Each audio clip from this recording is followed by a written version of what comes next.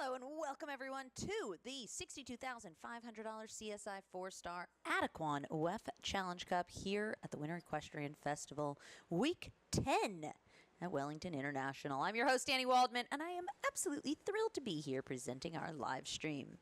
It is a gorgeous sunny day out there, warm, light breeze, few clouds, but a gorgeous day for show jumping, of course, thanks to our class sponsor today, Adequan, American Regent Animal Health, maker of Adequan. Polysulfated glycosaminoglycan is proud to sponsor today's class. For over 30 years, Adequan has been trusted by veterinarians, trainers, and horse owners. Visit adequan.com to learn more. And Dot Technologies, presenting our live stream. Dot Technologies is an industry leader in creative design and technology support services for sports, entertainment, corporate, and special events. Visit us online at dottechnologies.com. Today's live stream is also presented in part with the support of the U.S. Equestrian Federation and the USEF Network. It's going to be a super day of show jumping. 49 horse rider combinations coming up. And about 5 minutes away from our start.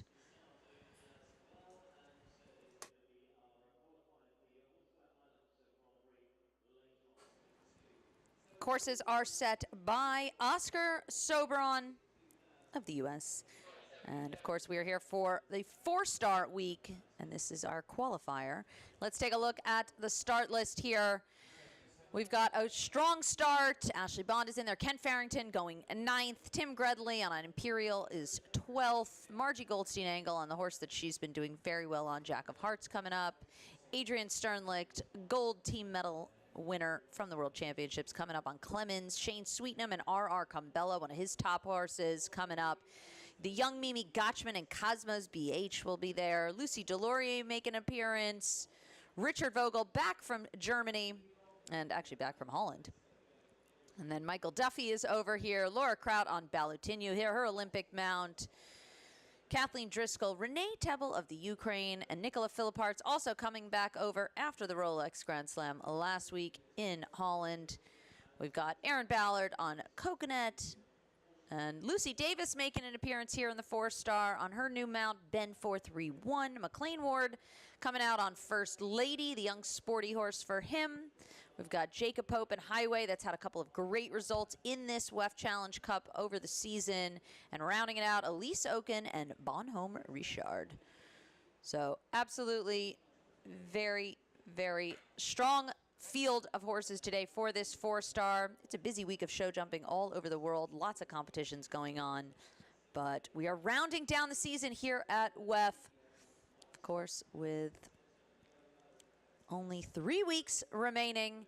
An exciting week, of course, coming up. U25 final will be on Sunday, so make sure to check that out. And I'll be here all weekend with you guys.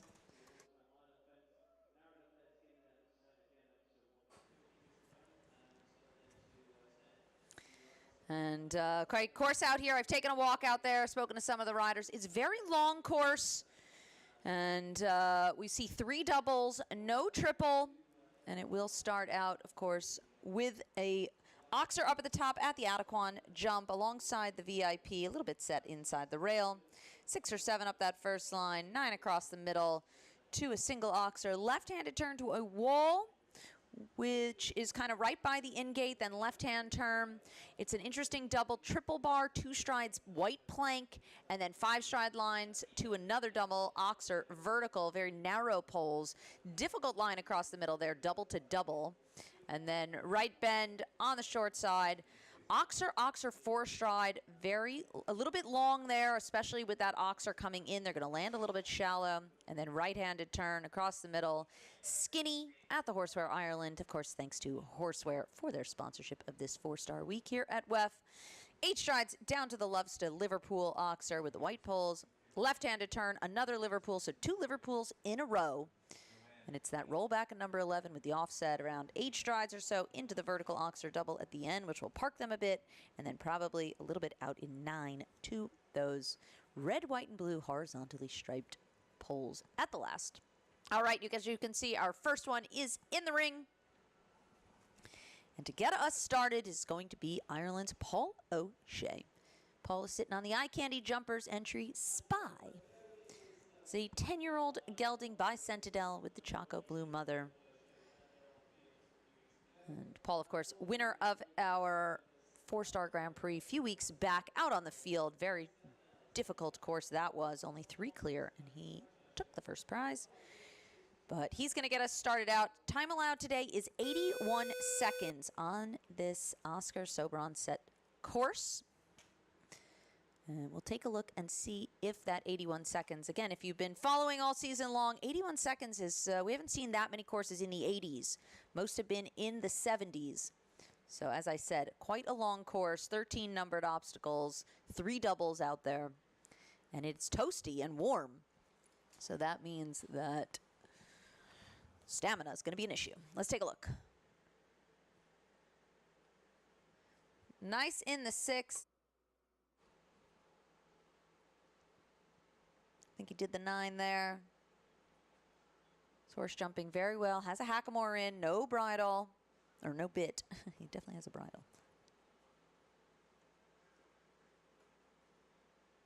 And as you can see, he jumped up high a little bit at the wall, so Paul just coming forward, does the 2. Short in the 5. Beautiful jump there at the Oxer 1. And now right-handed turn. Keeps the pace up. As you can see, moves up a little bit in the 4 to that Oxer line. Again, a test here of short to long. So testing rideability and adjustability.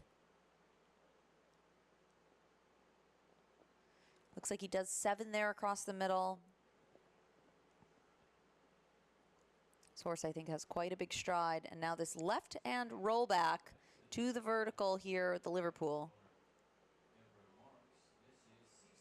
Does the 8.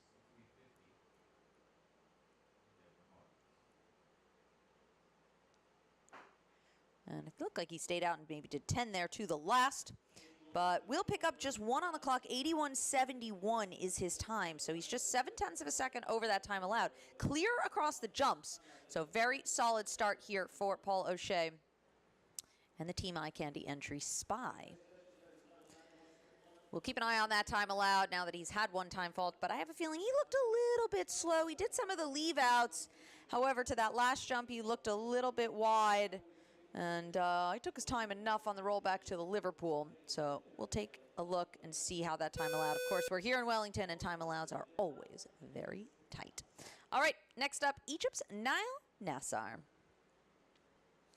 Nile is sitting on the Evergate Stables, LLC, and his own entry, Jiminy Cricket, 13-year-old gelding by Colestis with the Cornet Obolinski mother. Nile's been having a really good season so far on the podium in the 5-star. Last week, moves up here in the 6. Nice there, middle to middle in the 9. Again, this horse has very, very uphill balance. Real sporty. He's had some really good results on this one recently. Nile has such a nice, strong team of horses. Does the 2. Balances up in the 5. A little bit long there coming out of that double. There you can see, picks up the pace, tries to take the first one out of the corner. Moves up in the 4 so that he did a lot of the hard work in the turn versus having to do it in the line.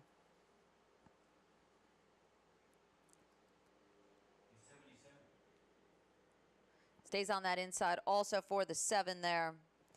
And now left-hand rollback. He's a little bit inside the tracks, actually quite a lot inside the tracks of Paul O'Shea. Steadies up in the 8, curls around A. Does the 9 there to the last. Beautiful round, 77.36. So that will kick us off here with a clear round. Beautiful there for Nile and Jiminy Cricket. Like I said, he's been having some super results on this horse. Very, very sporty. Careful. Jumps beautifully. And a clear. And well within that time allowed of 81 seconds. So Nile's time, of course, I believe was 76 and change. All right, now we're going to take a look at Belgium's Emily Conter. Emily Conter is sitting on the Stefex Stables entry Trixie Z. 10-year-old mare by Tobago Zed with the Willem mother.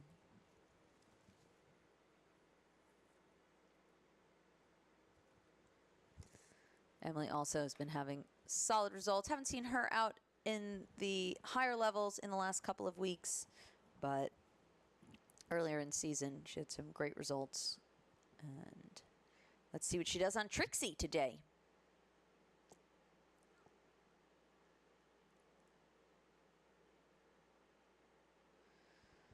Nice there in the 6, just getting up there simple. Actually walked a little bit longer in the 6, I thought, than it's riding. It's riding quite nice. Keeps it neat here, back to the wall. This horse, not the biggest horse, really compact. But of course that makes it a little bit easier to turn and a little bit close there to the plank. Steadies up, jumps that beautifully. So again, it is a 4-star out here this week, meaning that it's maybe a little bit softer than we saw last week, of course, for the 5-star event.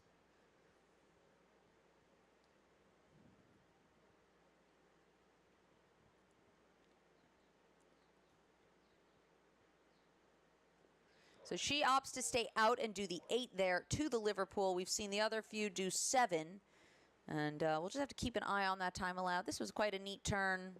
Sits up there, gets a little bit deep there, but great job of their upper body to sort of stay out of the way. Help the horse. A little bit of a rub at the front pole of that oxer. And a rub at the last, but gets over it, time 78.31. So that will give us 2 in a row and an assured jump off. 2 on the good list now for Emily Conter. Okay, so 78.31 is her time. And we'll see if they're going to change the time allowed at all. Looking like not, since they have rung the bell. For our next one, Brazil's Gabriel de Matos Machado. And the Bay Winds Equestrian LLC, Kirsten Kopp Real Estate LLC entry, Legoland Sandro. 10-year-old gelding by Sandro boy with the Clinton mother.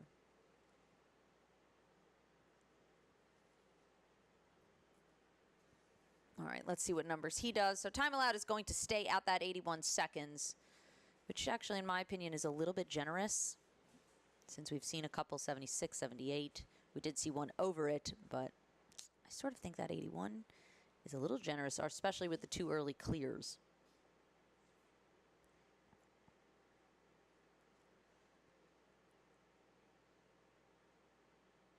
Big, strong ride here. Horse has a really powerful jump. Beautiful there. Really opened up nice behind coming into that second double. It's a real athletic test for the horses when they have to do a double to a double in a straight line like that. It means that 4 jumps come up real fast. As a rider, you need to be really sharp about that. So Skinny comes down. He keeps moving there a little bit up in that 7 for the Liverpool oxer, but that worked out again. With those solid white poles with the black pole in the middle of the Loves to Oxer, you better off have some pace and off that front pole than too deep. Has the front pole coming out of the short double at the end as well. Stays on the inside track to the last, gets over that. But we'll pick up 2 on the course, 8 fault, 76.91 for Gabriel and Legoland Sandro. All right, so the 2 early clears. Time allowed sticking to 81. And we will see how this plays out for the rest of the 48 or so that we're going to see today.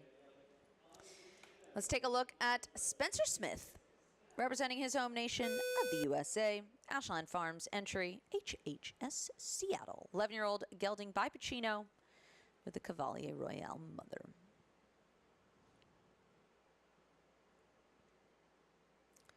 So Irish bred, if you see that Pacino Cavalier Royale.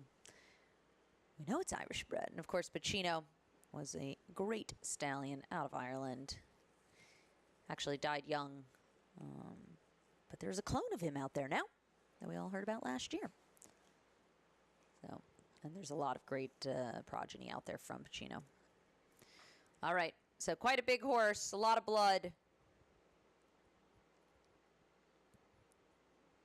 6 is very patient, really soft there with Spencer's hand. You could see him just soften on takeoff. Really give there again also, really give the horse the opportunity to jump. That's the key, right? You want to soften with your hands, but stay away with your upper body. Because if you soften and lean forward, you can throw the balance of the horse off. Spencer doing a beautiful job, sort of just keeping it soft. Almost puts a little bit of a bend there in that 2-stride to give himself a little bit more space. Like I said, this is a really large horse, and it's all about managing the stride length. You see there, he can even stay a little bit boxy in the 4-stride, not worried about having to move up.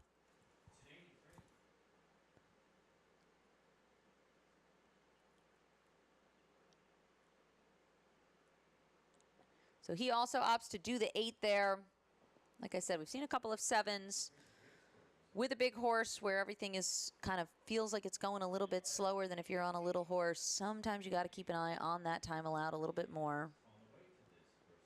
Gets up to this last double.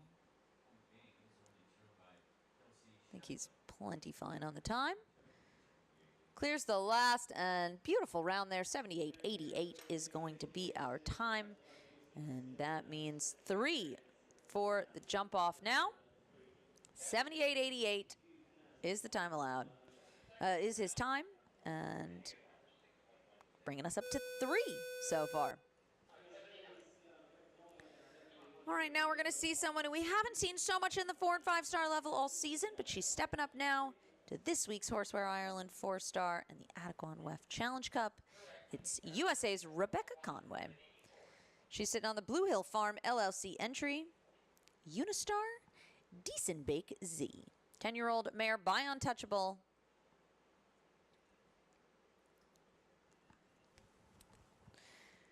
And let's see.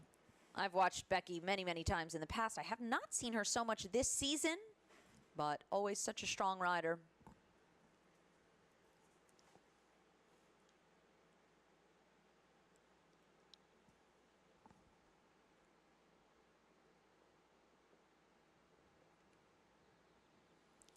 Horse looks really scopy. It's a nice start to this course, sort of the simple 6 and then kind of 2 singles. And then long way into this collected line. Sits up there, almost looked like she had a tiny touch coming out at the plank, but luckily that stays up. Jumps through that double actually a little bit quick, but that'll help her pick up a little bit of pace here for this 4-stride. Very scopy horse, jumps super easy. By Untouchable. Untouchable was a horse actually ridden by Dota, which is a Brazilian guy. And but those Untouchables do tend to be really scopy. Has the front pole of that Liverpool. Again, I think that's not going to be the only time we see that come down today. Liverpool Oxer's always tricky. Liverpool's in general just takes the eye of the horse down and not at that front pole. And solid white poles, horses kind of jump right into them. A little bit of a touch at the last. Luckily, that one stays up, so she will just pick up that 1 fault, 4 faults total on the course.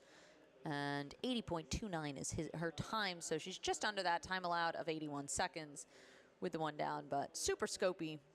Nice horse.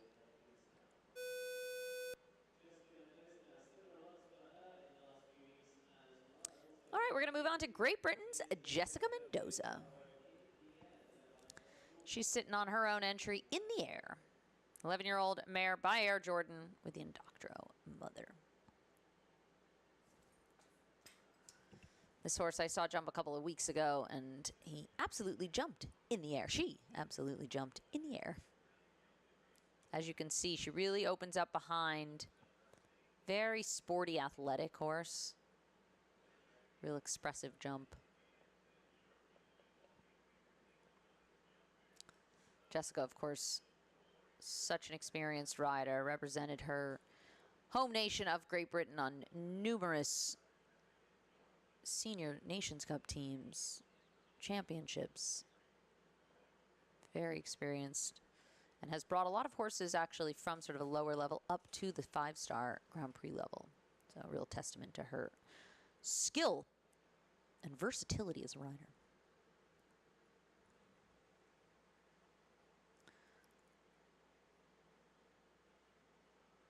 Beautiful jump here.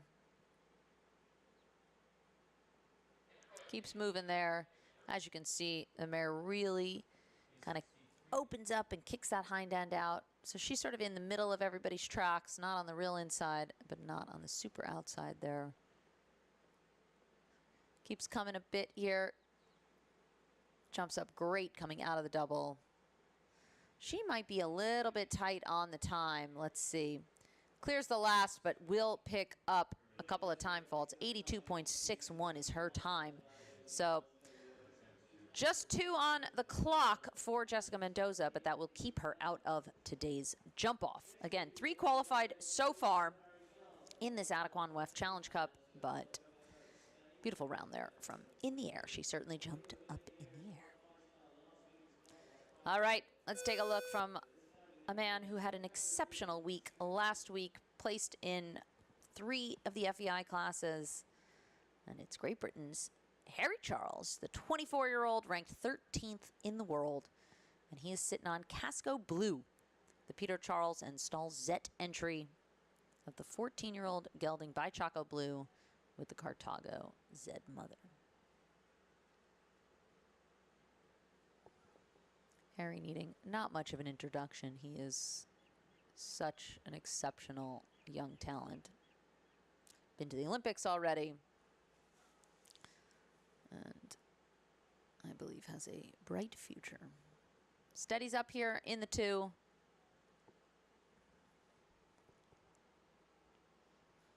Nice there. A little bit straighter through the top line this horse jumps. Not using his head and neck so much, but still very, very athletic in the way that he does stuff.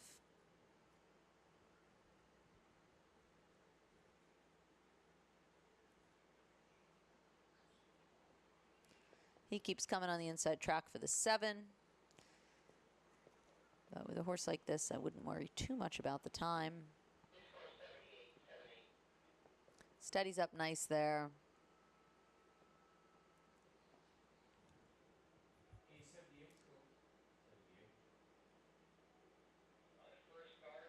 So ends up doing 10 to the last, but well within that time allowed. 77.91 will be the clear for Harry Charles and Casco Blue. So that will give us 4 on the good list. Harry making it look easy out there today.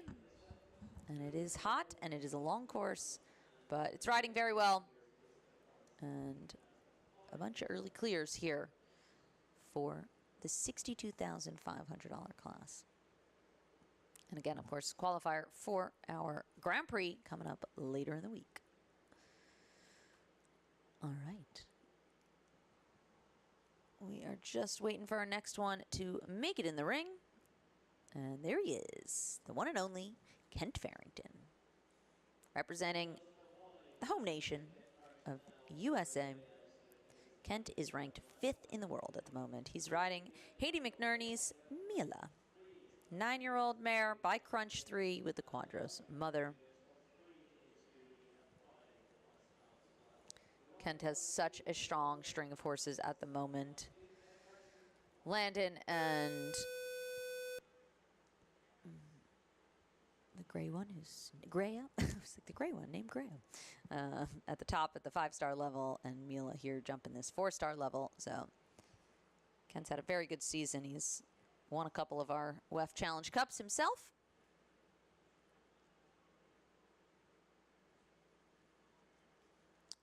And let's see if he can do it again today.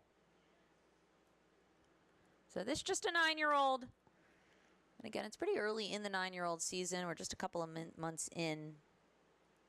And of course, it's the beginning of breeding season, which means when a lot of the horses are being born. So this horse is probably just 9 now. A little bit of a stumble there after the out of the 6. but just stays on the track, doesn't phase either of them.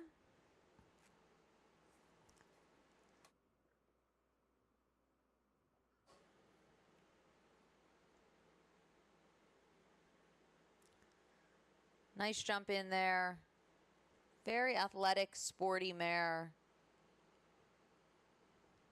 Jumps a little bit off that oxer coming in, gets a little bit quick through the double, but clears it. Beautiful jump there. As you can see, the balance of this horse is a little bit straighter. So whereas we maybe saw Niles' horse that had a real uphill balance, this is a good example of one that's a little bit straighter in the balance. Not downhill by any means, but I don't think that we would call this super uphill. But very athletic horse, you can see, really gets there, uses her body. Real trier there through the double. He's well within that time and clears the last, and that'll be another clear as well. 78.56 for Mila and Ken Farrington. So 5 on the good list so far, and we're about at a 50% clear rate at the moment, since we're about to see our 10th in the order, with 5 already clear. So 50% is a little bit high for a clear rate. Normally in these classes, we course designers tend to aim for around that 20% clear mark. But we will see if that percentage holds throughout the course. All right, we're going to move on.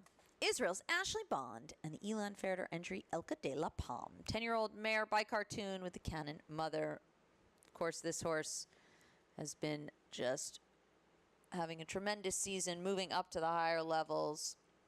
She was double clear in our meter 50 class last weekend.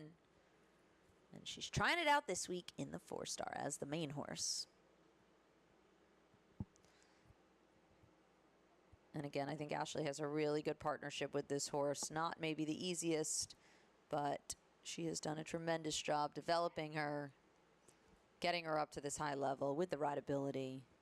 Horse certainly always has the springiness and the jump. Moves up there a little bit, but the horse really backs off the front pole. That was beautifully done.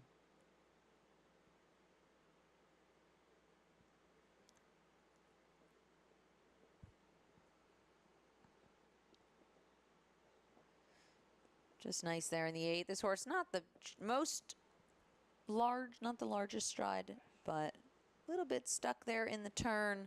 Gets a little bit close. You can see it rubs the top there, but it stays up. Comes in strong here, and then has the front pole.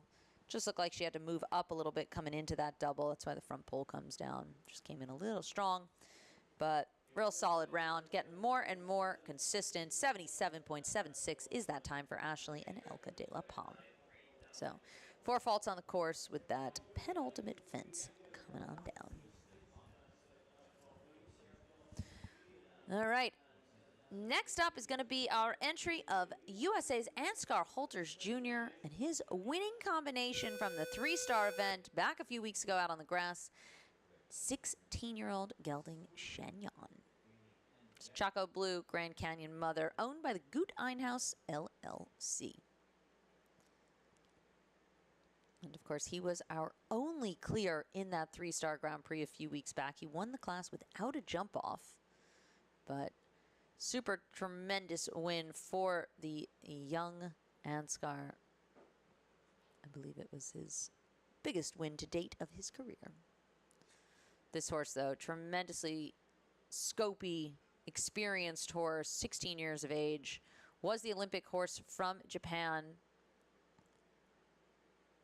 with Daisuke Fukushima, and it had a tremendous performance there, just so scopy. But Ansgar's had the ride now. Renee Tebel also rode the horse for a little bit.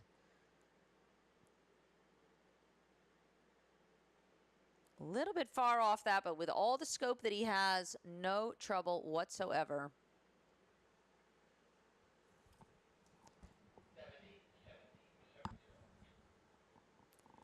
Pops over that. Walks the 7, just gets there real easy, no problem at all.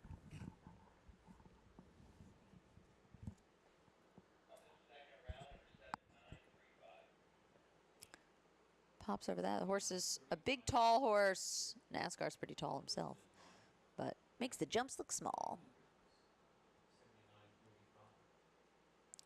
Strong ride to the last. Oh, unfortunately, just cutting down a little bit across the back and has the last jump down 80.3 out. He was just 380. He was just under that time allowed. He would have had the clear, but unfortunately cuts down a little at the last and has the back pole. So that'll mean 4 faults for Ansgar and Chagnon.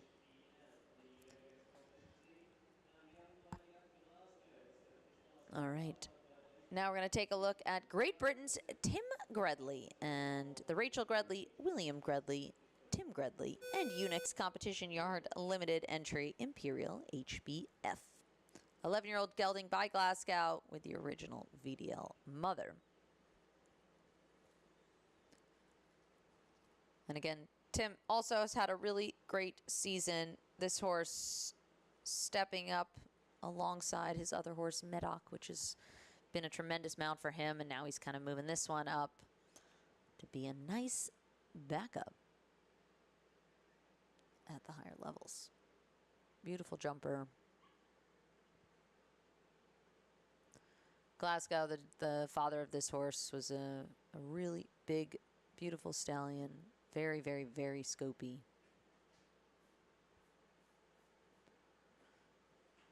Jumps real high over the water, over the wall there.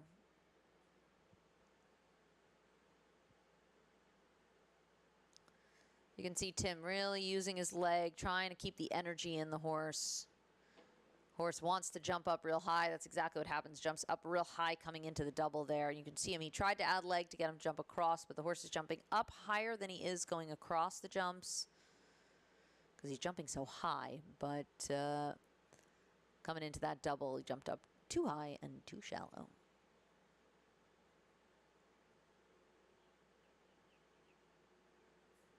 Strong ride there. You can see him really add encouragement right at the end. A little bit wide there on the tracks. You can see he's outside of everyone else's tracks. And then it looked like maybe he wanted to move up and the horse just wasn't quite following him. And he kind of decided last minute that he wasn't quite getting there. And the horse really studying that Liverpool.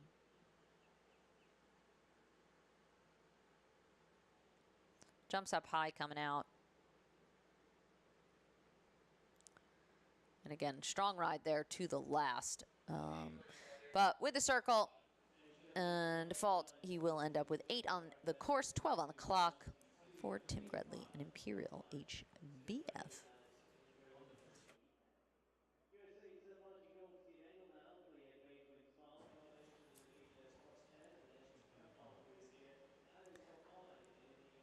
Okie dokie, we're going to move on to hometown hero, Margie Goldstein-Angle. Representing the home nation of USA, it's the Gladewinds Farm Incorporated entry, Jack of Hearts. 12-year-old Danish-bred gelding by Heartbeat with the Balabé du Rouet mother. Margie also had a great result on this horse out on the field a few weeks ago as well.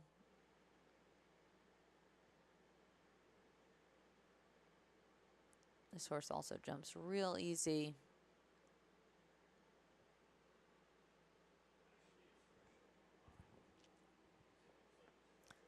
Big jump there. Margie, you can see, lands on the backside, really sits back down in the saddle, adds the leg, keeps the motivation going.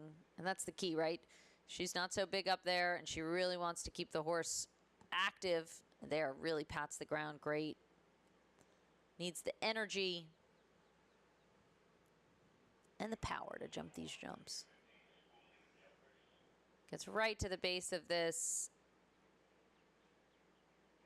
Jumping up a little bit high, needs to get across the back poles. That's why you can see Margie really digging her heels in and saying, come on, we got to keep going. Again, this horse using a little bit of its speed to find the power.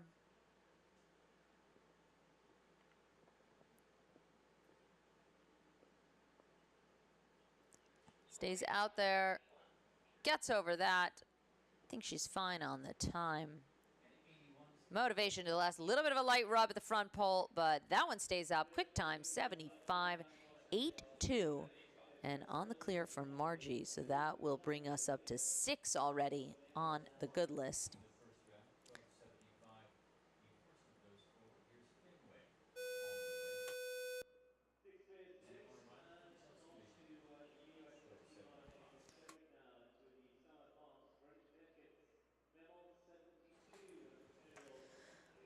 Okie dokie, we're going to move on to USA's Adrian Sternlicht. She's on the Starlight Farms 1 LLC entry, Clemens 72. Big time jumper. It's a 10-year-old gelding by Choco Blue with the Canthargos mother. This really beautifully bred horse.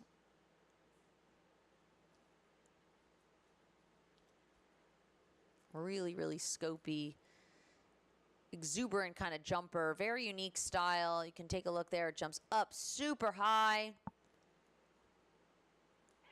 Jerks those knees up in front. Margie's still in the corner there.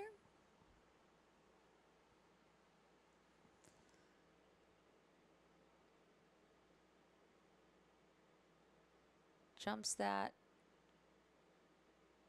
Again, opens up there and unfortunately pushes the front pole out of the way coming out of that double. I think Adrian's actually done a very good job with this horse, really promoting energy in it. It wants to naturally hesitate a little bit and pause as it sort of jumps the jumps. And I think Adrian doing a good job to sort of motivate it and keep the gallop active because it naturally wants to get a little bit lethargic in its canter. Does have the back pole of that yellow double oxer up at the top. And again, when I saw this horse a long time ago, I think it jumped a little bit in 2 pieces, and I think Adrian's done a really good job to create a more fluid jump. And ends up having the last one down as well. Just gets there a little bit early to that difficult front pole with the horizontal stripes. Real optical illusion for the horses. She will pick up 3 down, 2 on the clock. 82.65 is that time for Clemens and Adrian Sternlicht. Okie dokie. Moving on. Venezuela's Luis Fernando Larrazabal. The Dries Nagati and Luis Fernando Larrazabal entry, Belle de Muse. 14-year-old mare by Ponzi.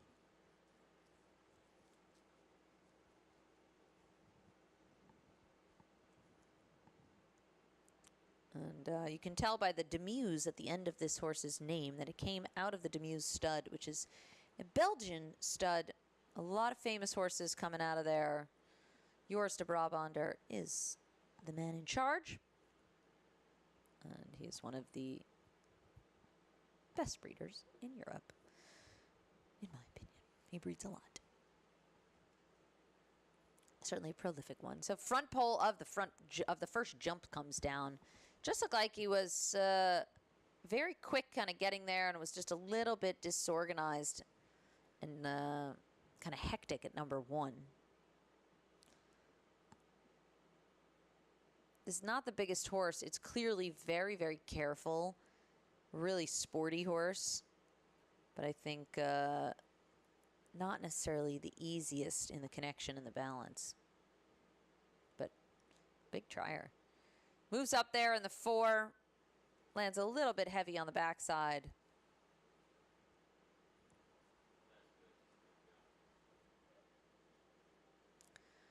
Here you can see Luis just trying to get the control back a little bit. Horse just taking over a tiny bit. And here, struggling through the turn. Luis doing a great job to kind of just try to ignore it and just get to the jumps the way he needs to. Real trier there. And great push off at the last. 76.54 is that time, but will pick up the 1 at the very first jump. What a shame, because actually beautiful round. Maybe didn't feel necessarily the best because it was a little bit all over the place, but jump great. Okay. USA's Elena Haas is next. With her own entry, Claude. 12-year-old gelding by Captain Jack with the Cephalo mother.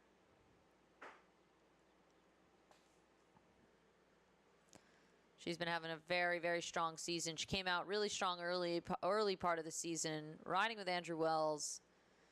And then I haven't seen her so much up at the 4- and 5-star level the last couple of weeks, but here she is today on this very scopy horse.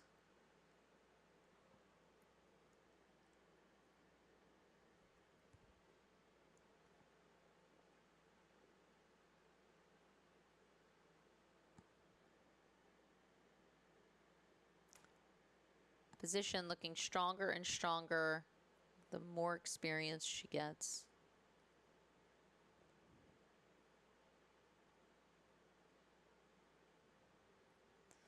That was beautifully done. Keeps the energy, a little bit extra push coming out of the double at the end.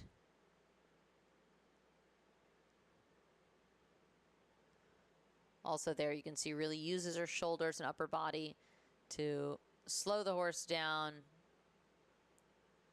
and get him to jump up to her.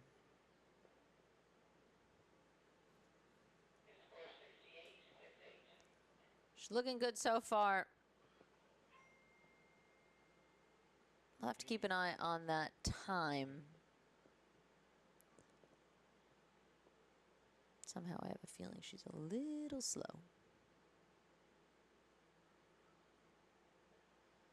No, gonna be on the edge. I think she might be all right. No, she does have one time. 81.38, 1 on the clock, 4 jumping faults. Total of 5 for Elena Haas and Claude, going into 13th place at the moment. So we're sitting on the 6 clear. 16 have jumped. So our percentage is going down a little bit, no longer at 50%.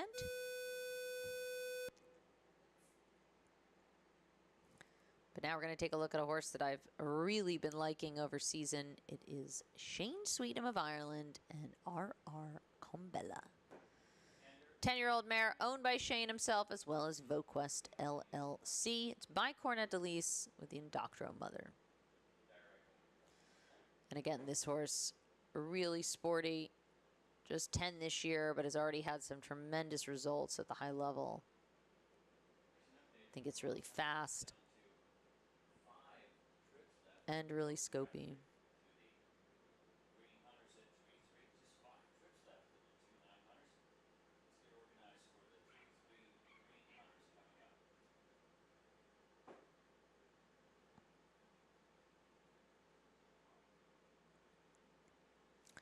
A little bit long in there, jumps that well. Just a beautiful jump this horse throws. It's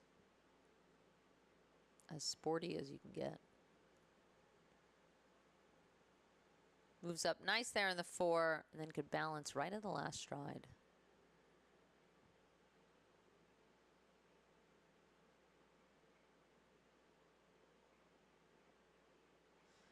Keeps moving to the Liverpool. He should be fine on the time. He can even take his time a little bit here.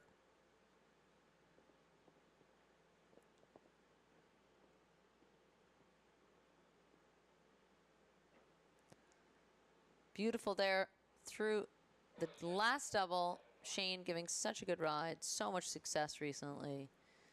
And look at that. Another clear. That's going to be a super fast one in our jump off. 78.55. And R.R. Combella adds their name to the good list. So we've got 7. 7 clear, 17 have jumped.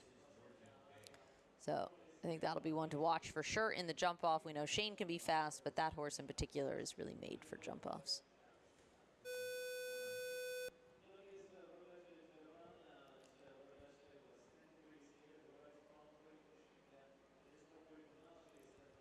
All right, we're going to move on to Colombia's Roberto Tarantafour and his own entry, DSB Callis, 12-year-old mare by Cascani 2 with a Levistano mother.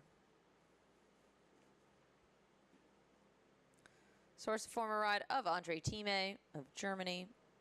Of course, Andre won a 5-star last week. Not a 5-star, he won a 4-star, I believe, up in Ocala.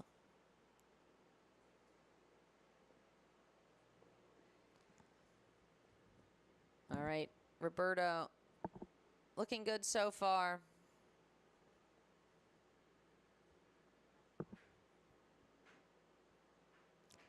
This horse has a, sort of a real metronome kind of gallop. Looks fun. Active hind leg. Clears the double to double. Unfortunately, having the front pole there behind, just jumping a little bit past the arc.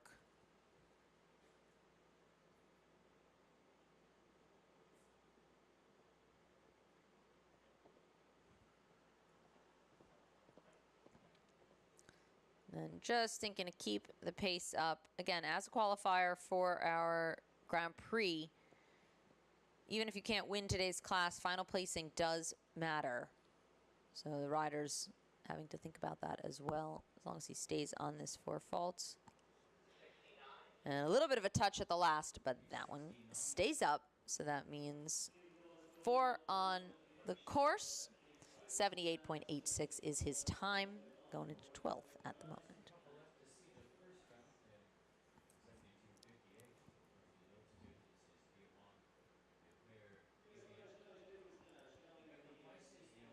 All right, now we're going to see someone who has not been out so much this season in the higher levels, but it's USA's Charlie Jacobs. Charlie's sitting on the CMJ Sport Horse LLC entry, Jimmy Lee GJB. 10-year-old gelding by up to date with the Armitage 2 mother.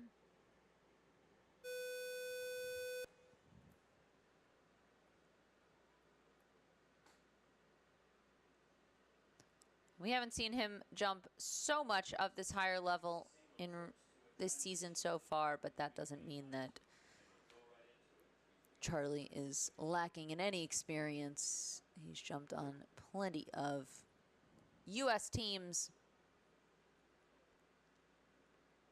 and a super strong rider.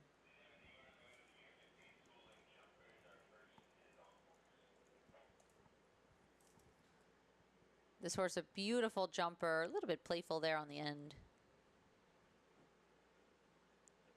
Really great jumper, kind of uses head and neck, jerks the knees up.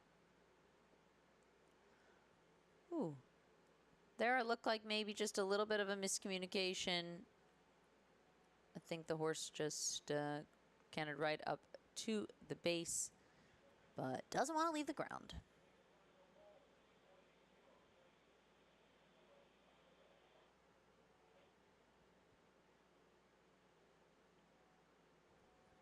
All right, he's going to take a second approach at it. I was going to say that Up to Date gives normally very commercial horses, but looking like Jimmy Lee not interested in playing today. So that will be an elimination for Charlie Jacobs. And we're going to move on to our next. The next of those is going to be the young superstar for the U.S., Miss Mimi Gotchman, with the Gotchman Sport Horses LLC entry, Cosmos BH. She won a High Junior Classic, maybe High Amateur Classic, actually, earlier in season, and this has been a super horse for her.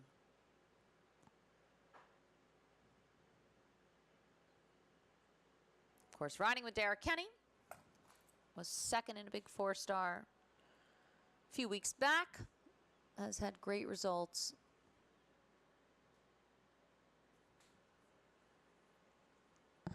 Just so soft and natural up there. Great strength to her riding while staying very, very subtle with everything she does. And very competitive.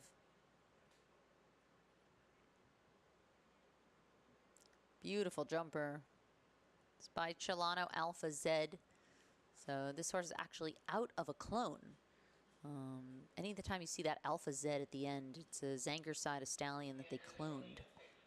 And Chilano himself had died early, but was a really good breeder. So that's why they made a clone of him. And he's breeding, of course, because he is genetically identical. He's breeding just like his dad, which which is great. A lot of the times you see cloning these days in our sport, and it is primarily associated not so much with trying to bring back sport horses for competition, but to maintain solid bloodlines, especially with the stallions having 100% identical genetic makeup, whereas the mares that they clone are, they say, are 99%, something about the way they use the mitochondria from the cell. But that was an absolutely gorgeous round, 79.14, and the young Mimi Gotchman making it look very, very easy. And she will add her name to the good list, bringing our count up to 8 so far for our deciding round, which we're going to see in a little bit. But Mimi making light of today's class. And now we're going to take a look at Chile's Samuel Perot Jr. and the Dolores Funes and Samuel Perot. Entry, Funes, maybe it's Dolores Funes. And HFB Versace. 12-year-old gelding by Verdi with the Indorado mother. This horse also jumps in a classic shape. Look at that beautiful jump there. Again, similar maybe to Kent's horse a little bit, maybe not necessarily uphill balance, a little bit straighter across this kind of balance. But Sam, such a good rider, looks very similar to his father up there on the horse. Great timing, very competitive. Really gets a lot out of the horses.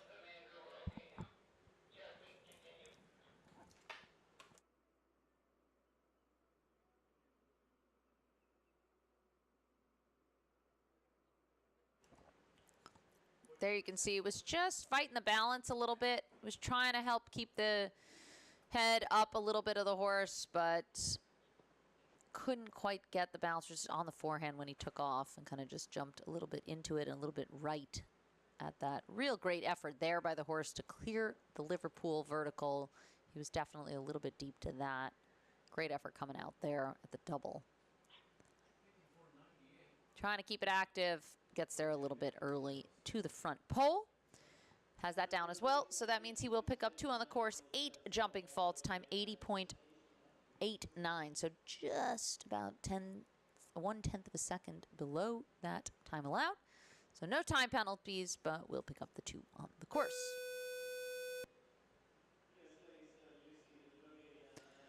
And now we're going to take a look at USA's Lucy Deslauriers, the 24-year-old rider for the U.S. Just taking a little pause. But Lucy is sitting on Jovaro N, the 10-year-old stallion owned by Luja LLC. Former rider of Matt Williams from Australia. And this horse has an Ecuador mother, and that mother is the same mother as a very famous horse named Alamo that Steve Gerda and Sergio Moya also rode. And now I believe Abdullah Al-Sharbali has the ride on Alamo. But very famous mother. But let's see what Jovaro can do. I saw this horse earlier in season. Very, very scopy.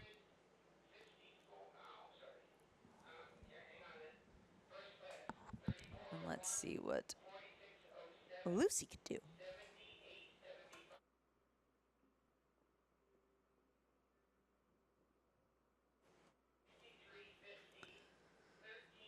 Again, this horse really has kind of a metronome gallop. Really backs up there. Ooh, super hard rub at the plank. It shakes in the cups, but stays up. So sometimes we need a little bit of luck on our sides. Must have hit it the right way. For her, steadies up in the 4. Again, that 4 riding a little bit different, dependent on your horse's stride and how they jump that oxer coming in. It's not too wide, the oxer coming in. But oxer line always rides longer than you think. And then just taking her a little bit past it there at the front pole of the Liverpool oxer for that white rail to come down. Strong ride here out of the corner, and then the jump just gets a little bit flat. horse maybe just wasn't quite following her, and Lucy really had to put her leg on to get him to come out of the corner. And then just had a lot of speed, and then unfortunately kind of carries through and has the front pole of the last as well. So 12 faults for Lucy and Jovaro, and 80.93 is that time. Also just under that time allowed, but won't pick up any time faults, but a few down on the course. Alrighty, we're going to take a look at Brazil's Eduardo Pereira de Meneses and H5 Castel Mimo. It's a 14-year-old mare owned by H5 Sport Horses LLC, Sarah Maria Guerrero, and Carlos Hank Gonzalez. This horse is by Thunder Van de Zutova with a Cicero Z mother. And I was chatting with Eduardo before the class, and he said that horse had a little bit of a break and now coming back for the first FEI competition.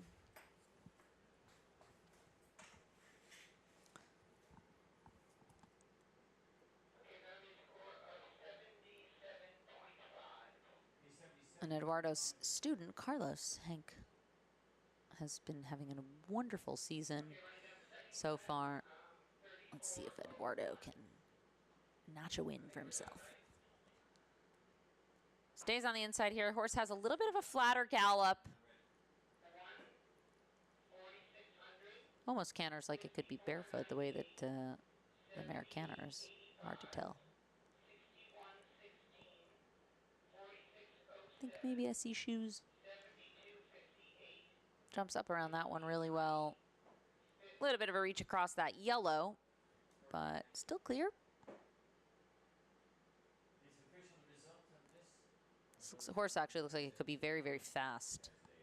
Looks like he could turn quick, doesn't waste too much time in the air. Unfortunately, having front pole of that Liverpool Oxer, and just the way that it's set in the ring. Again, we've seen it come down a few times, and it's set almost right where the crown of the ring dips, so it's a little bit downhill, and then with that Liverpool and the white poles, it's just a bit of a bogey for the horses. They notoriously never see things like that well. And a little bit of a touch at the last, which we've also seen a lot, but that one stays up. All right, 4 faults, 77.65 is the time. That'll put him into 12th place at the moment for Eduardo and Castel Mimo. All right, now we're going to take a look at the man who has had a tremendous season so far. None other than Germany's Richard Vogel. He's sitting on Cidello. This is the 10-year-old gelding that he won a 3-star Grand Prix earlier in season. I think it might have been week 2, something like that, 2 or 3. And he is currently ranked 9th in the world, and he's only 26 years old. So, a couple of youngins up at the top of the world these days. But this horse owned by Coleridge Equestrian LLC and Richie himself. It's by Cascadello with the Forsyth mother. And just such a bloody, sporty horse. Can be so fast. The Grand Prix that he won a few weeks ago was just lightning fast. Really sets up there, curls around. Unfortunately, having the back pole coming into that double, I've not seen that come down so much so far. Moves up here, really jumps around that nice.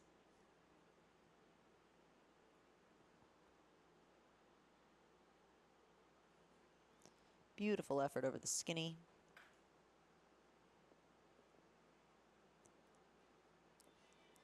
And horse looks real careful today, just really studying the jumps.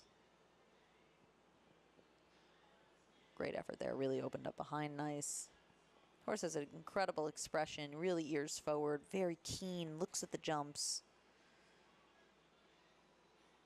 Carries that blood. A beautiful pop at the last. Unfortunately, just with the one down, 4 faults, 79.80, so well within the time allowed, but with the one down for Richie Vogel and Cidello. Again, this is a qualifier for the Grand Prix coming up later this weekend. Let's see if Ireland's Michael Duffy and RMF Clinton Sun can make make a splash today. 12-year-old stallion owned by Rushy Marsh Farm LLC by Clinton with the Heartbreaker Mother. A newer ride here for Michael Duffy, formerly seen under Jessica Springsteen. And Michael just getting to know the horse. Not the biggest of horses, but certainly very, very careful.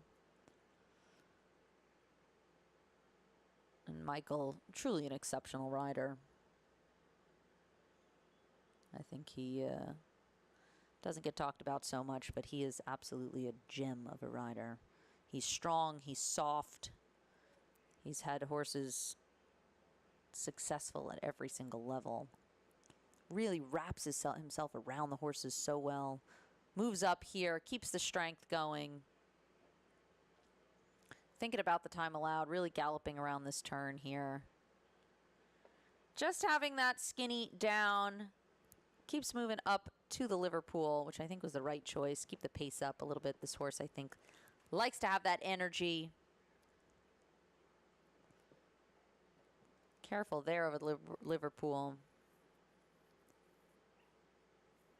Jumping really good after having that one down. Don't think it liked that.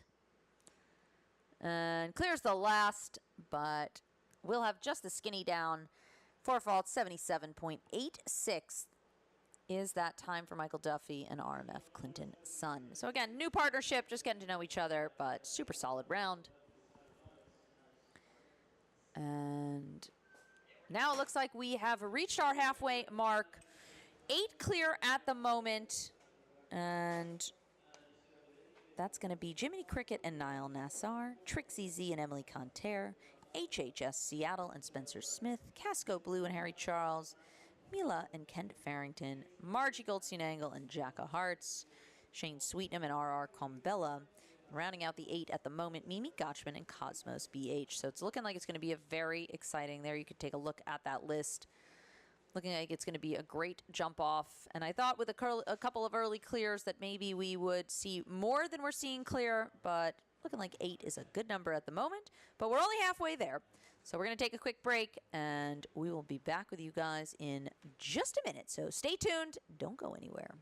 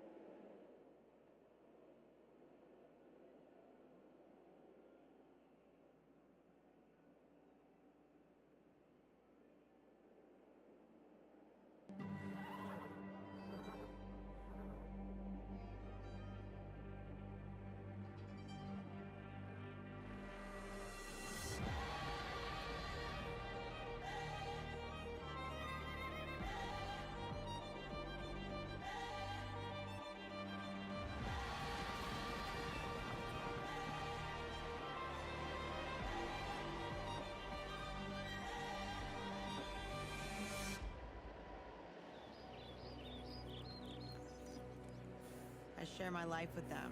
I think we're lucky that we get to do what we do, and I've never looked at it as a sacrifice. For me, being on a horse is the one place I can truly be myself. They do have a language, you just have to learn how to speak it. Remember that they feed off of our energies, and so if you're in a good mood or you're happy, they'll reflect that back. You meet people from all over the world. You have friends that share the same passion for horses, and I think that's something very special. Horses is the only constant thing in my life, and it will always be there when I need it. For me, it's connection. They make me who I am. It's very hard to explain. It's magical. It's just who we are. In one word, it's freedom. For me, it's everything. It goes like this.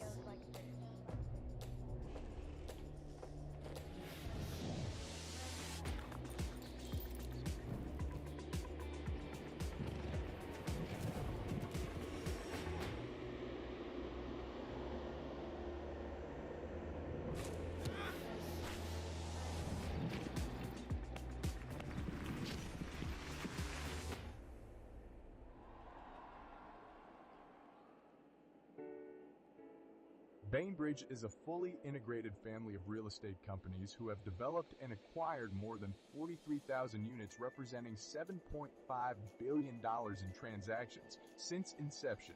With over 650 associates nationally, Bainbridge engages in virtually every step of the real estate process, from development and construction, acquisition and disposition, to asset management and third-party property management of multifamily real estate. Bainbridge is the 10th largest multifamily developer and the 14th largest multifamily builder in the United States. Our team of experienced and knowledgeable professionals is devoted to creating exceptional living experiences for all of our residents and building lasting, mutually beneficial relationships with our partners and clients. To learn more, visit www.bainbridgecompanies.com.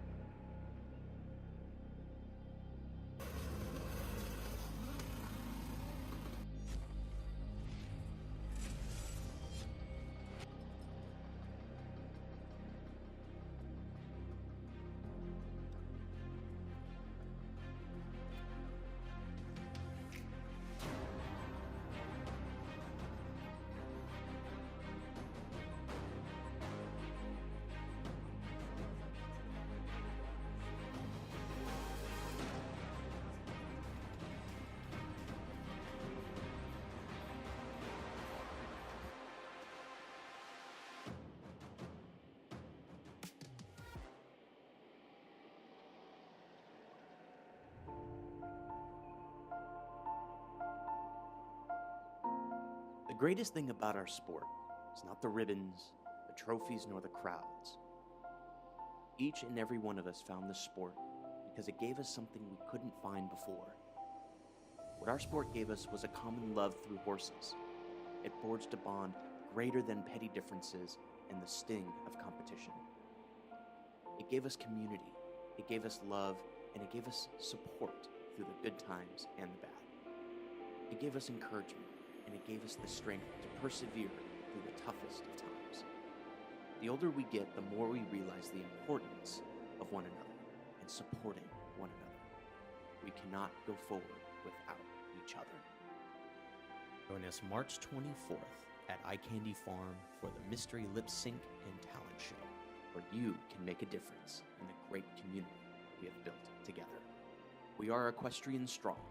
We are the Kevin Babington Foundation. Learn more and register on our website, kevinbabingtonfoundation.org. Can Jumper make you a show jumping expert? With Jumper, explore the latest event results, discover top horses and riders, and follow your favorites. Jumper delivers data from around the world, so you're always the most informed. Download now and take the guesswork out of show jumping with Jumper.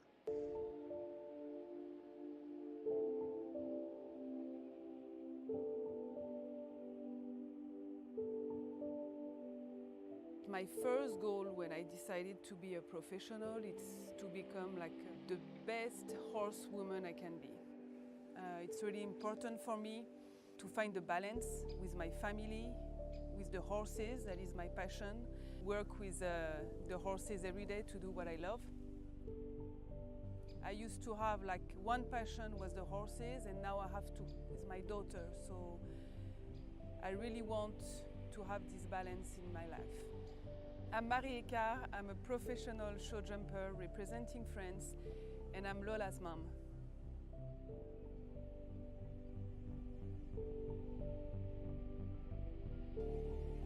Be mindful, be present, turn on your brain. Can Jumper help you find your next top horse? Let's say you're looking for an 8-year-old, competing at meter 40, jumping clear 60% of the time. Jumper lets you find top horses by age, pedigree, or performance. Download now and take the guesswork out of show jumping with Jumper.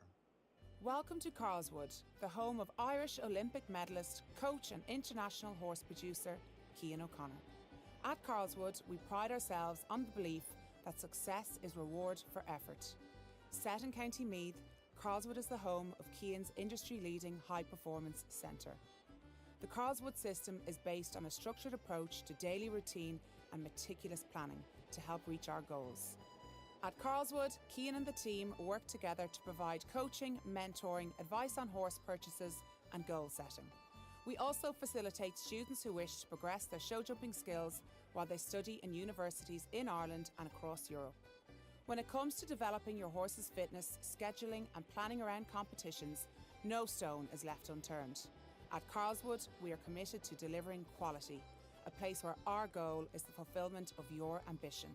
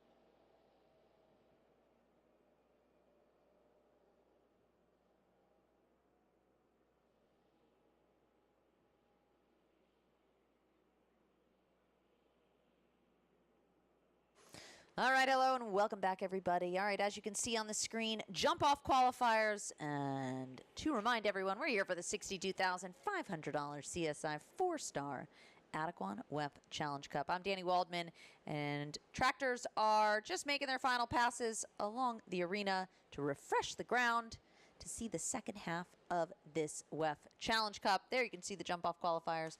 Niall Nassar of Egypt, Emily Conter of Belgium, Spencer Smith of the U.S., Harry Charles of Great Britain, Ken Farrington and Margie Goldstein also for the U.S., Shane Sweetnam of Ireland, and rounding out those 8 at the moment, Mimi Gotchman in the USA. Wonder how many more are we going to see in the second half? Of course, thanks to today's sponsor, Adequan, American Regent Animal Health, maker of Adequan polysulfated glycosaminoglycan, is proud to sponsor today's class. For over 30 years, Adequan has been trusted by veterinarians, trainers, and horse owners. Visit adequan.com to learn more. And they are a truly wonderful product. I've used them for years myself. And of course, presenting our live stream, Dodd Technologies is an industry leader in creative design and technology support services for sports, entertainment, corporate, and special events. Visit us online at doddtechnologies.com. And today's live stream is also presented in part with the support of the U.S. Equestrian Federation and the USEF Network. So we are halfway through, halfway to go. Again, today's class is a qualifier for our Grand Prix 4-star Horseware Ireland class coming up later in the week. 8 clear at the moment. Course is challenging enough. Time allowed of 81 seconds, although I thought that that was going to be a little bit easy. We've seen enough time faults out there, and certainly people right on the border. Again, a lot of related distances. Starts out a couple singles in the beginning and then related very short across the middle, the double-to-double line, then a little bit long. So just asking questions of extension and shortening with the horses. Do you have the rideability? Not the biggest scope test out there today, but certainly asking a lot of the riders and making sure that they are connected with their horses. And we've got the double to the double, and then the long 4-stride, and then, of course, tricky front pole at the Liverpool Oxer at the Love Stud near the end. And then rolling back down the last line, another Liverpool, so 2 Liverpools in a row. a short double at the end, and the last jump with those red, white, and blue horizontally striped poles. Remember, anytime you see horizontal striped poles on a rail, it makes it almost look like it's moving. Big optical illusion for the horses. That is not an easy jump to jump. So we've seen it rock in the cups a lot, and a few people have it down. But we're going to move on and get our second half underway with the USA's Chris Uwanowski. He's sitting on the Polo Jump LLC entry, Condor du Valdesi. 12-year-old gelding by Quite Easy with the Quito de Bausi mother. French on the mother side. And Chris just stepping this horse up into the 4- and 5-star level. A little stumble there, but funny, we see that a lot with horses as you go in the downward transition. A little bit of a stumble, but look fine now. And Chris has been riding really well, and this horse been developing up at the higher levels. Jumped a 5-star a couple of weeks ago, so absolutely ready for this level. Again, just a refresher, 81 seconds is that time allowed. And the second half of the Adequan WEF Challenge Cup getting underway right now. Let's see how many more clears we see in this half. Steadies up there, gets really up that 6 nice and easy. Big jump here. Keeps his leg on, so he keeps the concentration of the horse on that jump. Again, it is a wall. And we've been saying this actually all season. The wall has been the second or third jump in almost every class that we've seen the wall in. And it's been a couple of different walls that we've used here throughout season. But we're seeing them very early on in the courses. And when we spoke to a couple of the course designers, their reasoning for that was saying that it's quite a solid jump. And when it's later in the course, the horses are already going and they don't back off it as much. Whereas when it's early on in the course, it can catch them a little bit more off guard and make it more challenging to jump, which is why they've been using it earlier in the classes, which is very interesting. Even as a rider, I never knew that. This is looking very good so far. Steadies up here. Chris done a really great job on this horse, shortening it. It's quite a big horse, and I think he's done a really good job sort of shortening it from head to tail to keep it active. Clears the last, unfortunately, a little bit slow over that time allowed, 0.88 over. So he will pick up the one time fault, but beautiful jumping round there for Condor and Chris Uwanowski. So good solid round to get this second half started. However, they won't make it into our jump off. All right. Let's see if Laura Kraut and her Tokyo Olympic mount Balutinu can make it into our jump off. Now 14-year-old gelding owned by St. Bride's Farm by Baluduruwe with the Landor mother.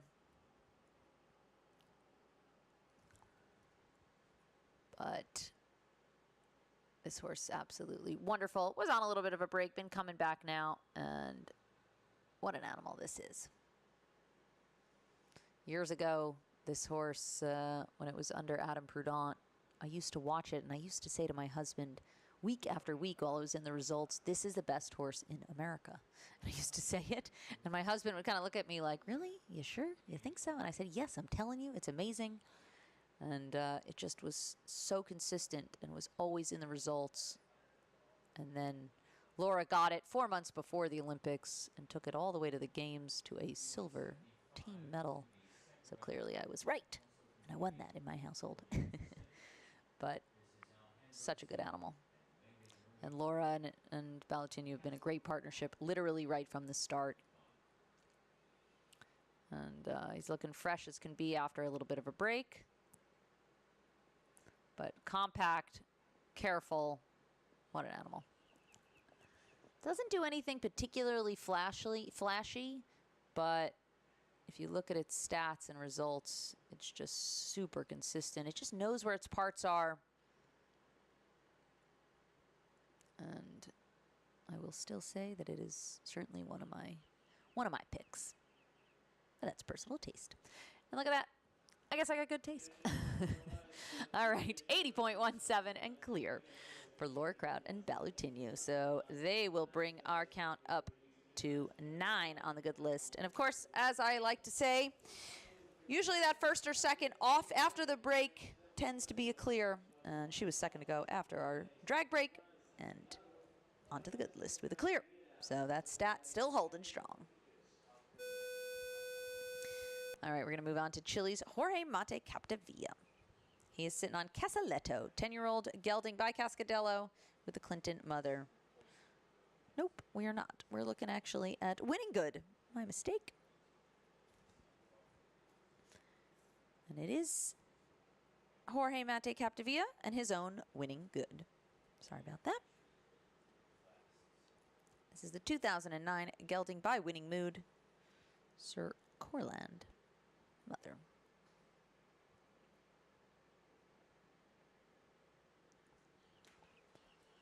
This, of course, was a tremendous horse for Ben Mayer, as well as Emily Moffitt. Jumped winner of 5-star Grand Prix, jumped double clear Nations Cup competitions for both Ben and Emily over the years. I had the luck of riding this horse as an 8-year-old a little bit. I tried it a couple of times, and it was a wonderful animal. And it's been great for Jorge. Took him all the way to the Pan Ams this past summer for his first championship.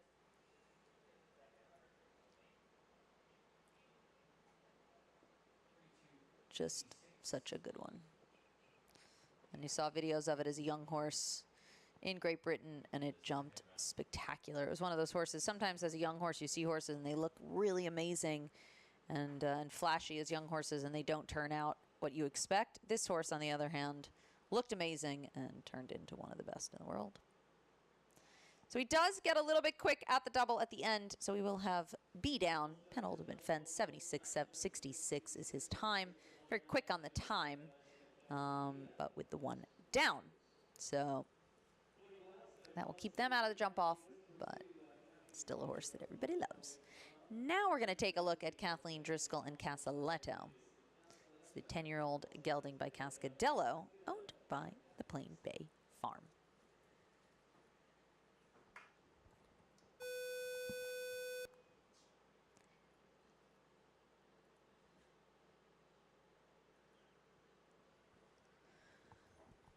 Okie dokie. Let's see what Kathleen can do. She's also had a super season. She was struggling to find her stride a little bit early on in season, and then she won a 5-star competition a few weeks back in one of the meter 50 speeds, and that really set her on a good, solid course, and she's had very good results ever since. A little bit of leg coming out of that 6 there.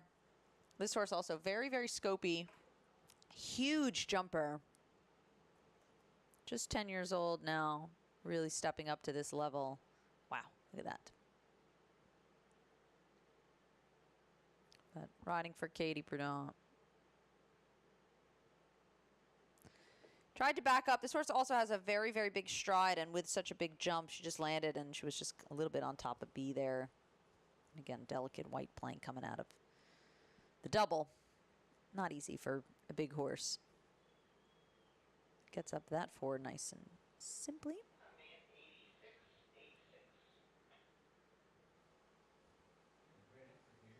Patient here. She'll have to keep an eye on that time allowed. Smart choice to just keep moving up in the 7 there. Gets up a little bit far off it. You could see a tiny stutter step as he took off.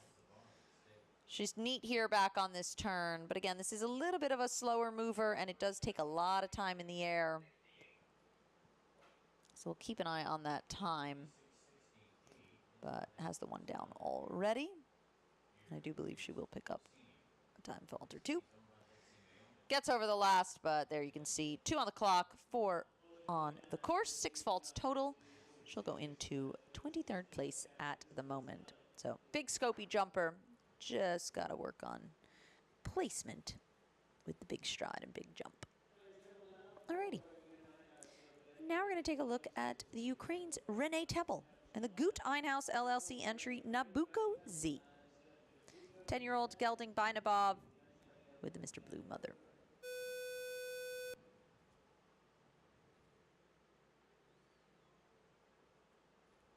we see plenty of nabobs out there. Lots of them. Real foundation sire in Belgium. Real scopy. Good character horses. Tend to be actually quite big horses, which would make sense because Rene is also a big guy.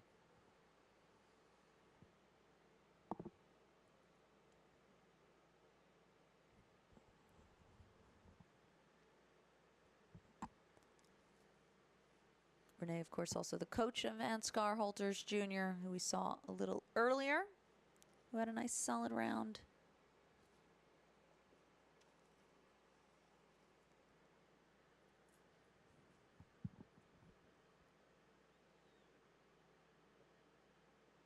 Just a little stretch there at the triple bar, but actually helped. He landed a little shallow that actually set up the two-stride well. Again, big horse here, just has to think about the time allowed there. They're a little bit past the arc at the jump, has the front pole with the hind legs, meaning that the height of that parabola of the jump was a little bit past the center of the obstacle, meaning that he trailed the hind end a little bit, and then also has the skinny after it. And now Rene just taking his time, wanting to do maybe a little bit of training, put the horse together a bit. Gets a beautiful jump there. So he's not too concerned with time. I think he's thinking shape of the horse, try to teach the horse something by the end of the round. And a little bit maybe past it at the last. We'll pick up a few on the clock, 4 exactly. 84.62 is their time, 12 jumping, 4 on the clock, total of 16 for Rene and Nabucco. All right, we're going to talk about the Belgian coming up right now, Nicolas Philipparts, perhaps a little jet-lagged. He was at the Rolex Grand Slam of show jumping last week in Den Bosch, but he's back over here now. And it is Nicolas Philipparts. The team Philipparts and Pierre Similai entry Derby to Riverland. 11-year-old gelding by Cannon with the L'Arc de Triomphe mother.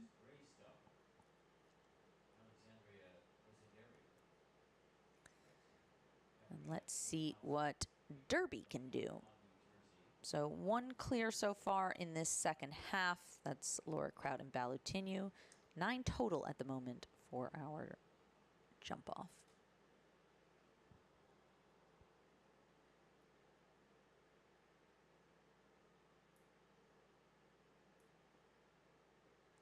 This horse has a lot of blood.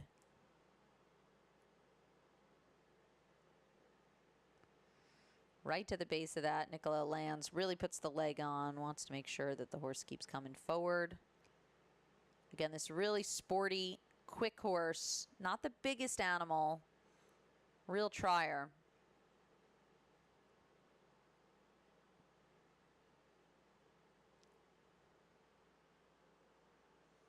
Gets up the 4 nicely.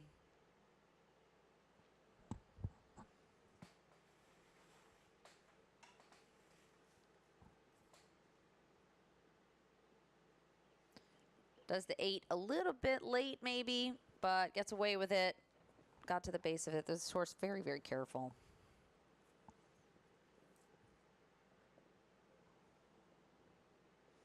Can see the non-slip pad slipping back there. That's what that blue is. It's a little rubber saddle pad. Clears the last. Time 76.15, and they will move into our jump off, bringing our count up to 10. They're certainly one to watch out for in our jump off because we know how fast they can be. And he'll have to go pick up his little blue non-slip pad. Funny enough, it's supposed to hold the saddle in place, and it itself actually slipped out. Funny how that is.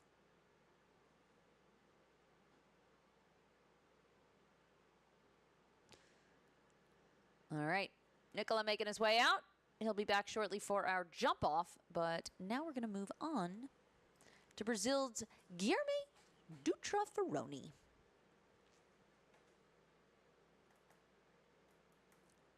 It is the 31-year-old rider sitting on legendary He-Man.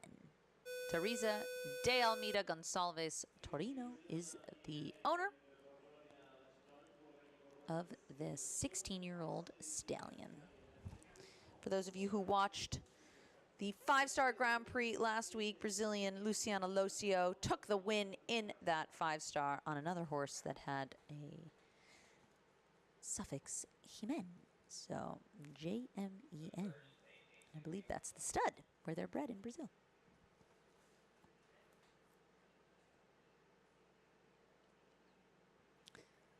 This horse is really cute. Doesn't say any breeding on this one, but really compact jumper. Backed up good there. Just has the plank down behind. Actually backed up nice. Didn't necessarily need to have that. Good reaction though. Now,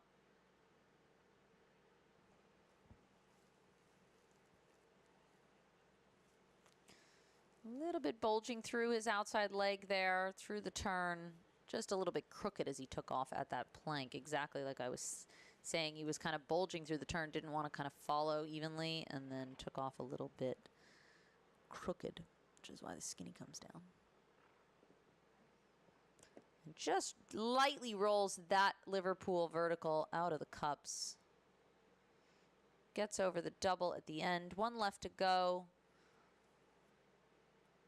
See how his time is. A little bit of a touch at the last pole. That one stays up. He does, however, pick up 1 on the clock. So 3 on the course, 1 on the clock, 13 total for Guilherme and Legendary. They'll go into 28th at the moment. All right, making our way down this list. And next up is going to be USA's Alison Robitaille. And the Allison Firestone LLC entry, Dagny. 10-year-old mare by Durant with the Verdi mother.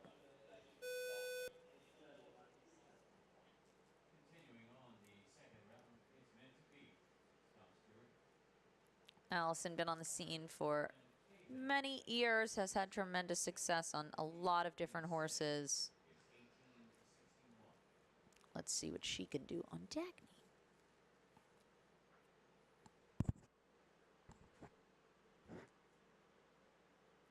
Also not looking like the biggest horse. Also looks quite careful. Big jump there. I think horses always jump really well for Allison. I think they really like her. She's really soft up there. They all kind of fly for her. She used to have a horse back in the day called Cover Girl, and I absolutely loved that animal. Used to really fly for her. And there you can see Allison kind of using her body, really keeping that active gallop, trying to create energy in the canter. Does it again here. That's a really good quality. Not the easiest thing for a small woman to do, to really generate that kind of active gallop, and I think Allison does that very well. I think that's why the horses actually jump so well for her. A little bit organization, you can see herself. So she goes a little bit straight and then a little bit down past the turn. Everyone else has kind of gone wider and a little bit of a shorter turn. But I think she's okay on the time. Oh, unfortunately, having the back pole of that double just shifted a little as it came out. Gets over the last, fine on the time, but with the one down at the penultimate fence, that means 4 faults times 78.67 for Alison Robitaille and Dagny. So good solid round, but 1 down. All right, we've seen about 9 or so horses with the 4 faults, 3 just on the time fault, and of course we are at 10 on the good list so far. All right, another woman coming up next, someone who, if she's in that jump off, we know how fast she'll be. And it's going to be Canada's Erin Ballard and her own entry, as well as the White Show Stables Coconut. 10-year-old mare by Coleman.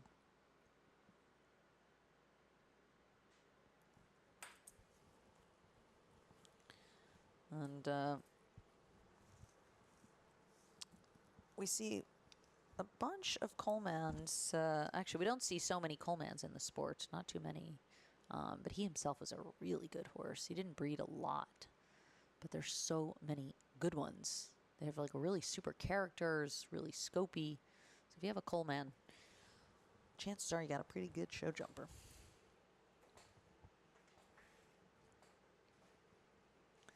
She did have the one down early.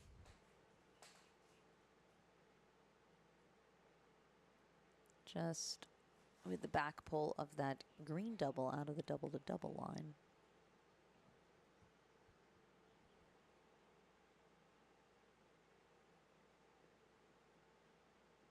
Beautiful jump there over the Liverpool Oxer.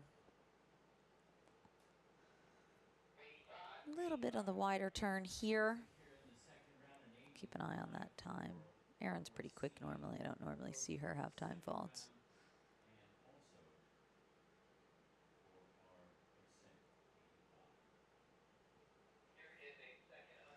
Stays on it to the last, but will pick up a time fault actually, 82.10 for jumping 2 on the clock. So a total of 6 for Erin Ballard. She'll go into 25th place at the moment with that round. All right, again, just sitting on the 10 clear, which is a pretty solid number here, but we've still got about 14 left to jump, maybe 13. Let's see what USA's Sloane Coles and her wonderful horse, Ninja JW Van de Moorhove, can do. Owned by the Ninja Group. It's an 11-year-old Belgian-bred mare by Elvis de Putte with the Cashmere mother.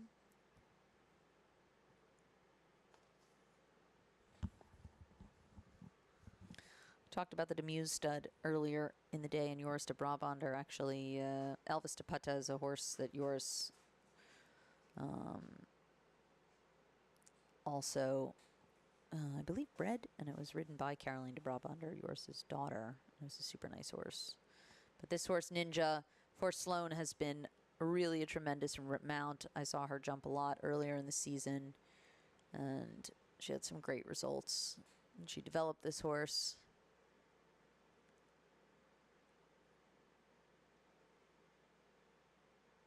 It's really a sporty animal, and Sloane's such a super rider. And I would argue that Sloane is one of the bravest riders in show jumping, because she's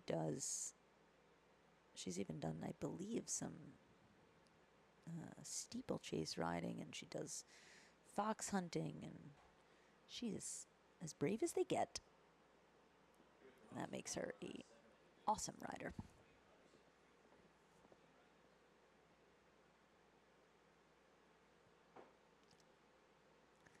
Good steadies up here. Oh, maybe just didn't quite steady enough. Balance was just kind of rolling through that as she took off.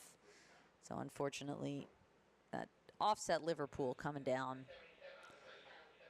Gets over the last, but is a little bit slow as well. We'll pick up 2 on the clock, so 4 jumping, 2 total on the time. So 6 total, 82.02 is that time for Sloane and Ninja. But a super solid round. Hadn't seen them out in a couple of weeks. They're looking pretty good. All right, now we're going to take a look at another wonderful combination for the U.S. Eliza Lehrman and the 5-Way Farm LLC entry, Eluna CLZ. 12-year-old mare by Emerald with the Bob de Rev mother. This is a combination that's had a lot of great results together. I haven't seen her so much up at the 4- and 5-star level all season. I think she's been doing more of the 2- and 3 stars, but this has been a wonderful horse for her for years. And let's see what they can do.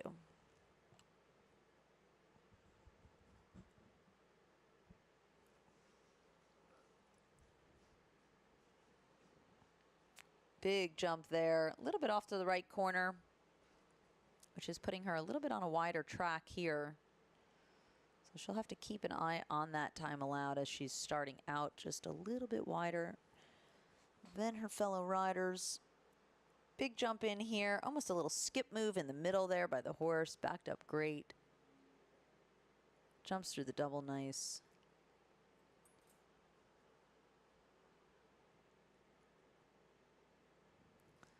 Can see her really put the leg on, have to move up for that 4 strides. Gets it done. Now we'll need to get the balance back. Again, that's what we're testing. Short across the middle for the double the double to double, and then see the skinny comes down. It's exactly what the course designer is testing when he has it. Starts out kind of nice, and then has a short line, forward line, short line again, and a delicate skinny. Looks like Liza's raised the hand and is going to voluntarily withdraw from today's class after having a couple down. But well, it's looking okay. Okay. Again, 10 clear so far. And let's take a look at another super female rider. Silver Olympic team medalist. The USA's Lucy Davis. And Lucy was out of the sport for a couple of years, and she's back now, sitting on the old oak group. Ben 431, 13-year-old gelding by Sylvain with the Quincy Jones mother. Ben, of course, was a winner of the Aachen Grand Prix a couple of years back. And Lucy just taken over the ride in the last couple of months. So newer mount for her, but already stepping up to these higher levels. Lucy experienced, horse experienced. They just need to get to know each other.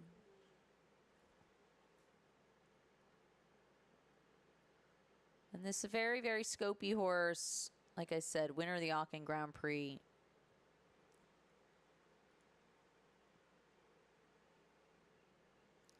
And looking like they're really gelling as a partnership now.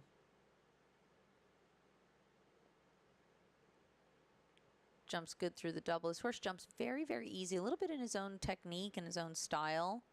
Not really a classically beautiful jumper, but again, pretty as pretty does.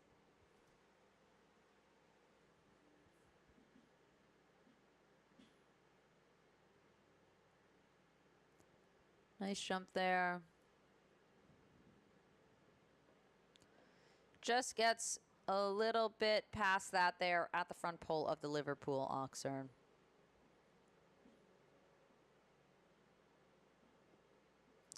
A little bit close to that one as well, but that one stays up. Good ride in there for Lucy at the double. Just holds him straight, tries to hold him straight there at the last, and the front pole comes down as well. And they will pick up one on the clock as well. So 2 jumping faults, 1 on the clock, 9 total. 81.40 is that time for Lucy Davis and Ben 431. All right, and now we're going to take a look at a wonderful combination out of France. It's Nina Malave and the Rain Family LLC entry. Cartier SR, 12-year-old gelding by Cantor with the Cassini mother. This is a combination that ended up on the podium a few weeks back in one of our 4-star Grand Prix. That was the Grand Prix that Tiffany Foster won on Battle Cry. It was the all-female podium. We had a podium this season all-female. Then we had one that was all-Irish. So it seems to be a trend this season here at WEF. But this horse, a beautiful, beautiful jumper. And Nina, super rider. Former ride of Cecily Toft of Denmark. Frank Schuttert from the Netherlands also rode this horse. And the Cassini mother, wow, that was a gorgeous jump at the wall. The Cassini mother also was a horse that jumped in Germany national level sport. So well-bred and absolutely been a great horse for years. There you can see she steadied up in the 5, and then she just moved up again right at the last stride. And as she moved up, just pushing that front pole out of the way. And has the front pole also of the next Oxer coming into that 4-stride line. Backed up good at the second Oxer of that line. Beautiful jump here. Keeps moving to the Liverpool. So So sitting on the 2 down at the moment. Neat turn back. Jumps nicely around that.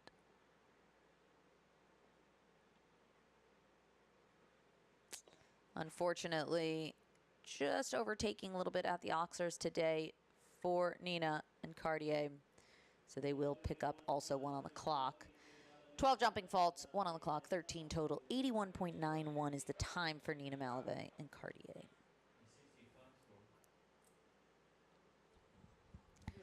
All right, now we're going to move on to the one and only McLean Ward. Robin Cleary-Parsky entry, First Lady. 11-year-old mare by Don Diorado with Lord Danos' mother. McLean currently ranked 10th in the world.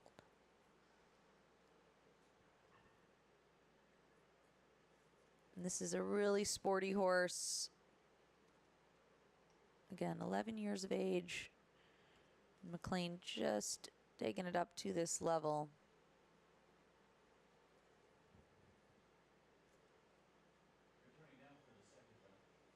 Really sporty jumper. Another one with a wonderful expression. Look at those ears forward. Eyes looking for the jump. Great uphill balance.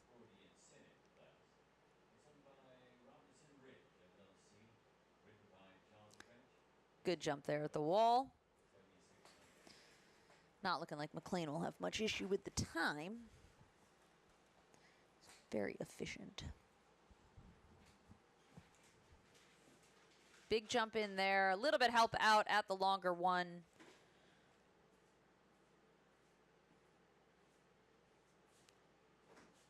Strong to move up there in the 4 stride. That worked out nicely. And again, now that he's lengthened, now he needs to organize for the delicate skinny. Gets over that. Stays out for the 8. Gets right to the base. Beautiful jump, actually, at the Liverpool Oxer.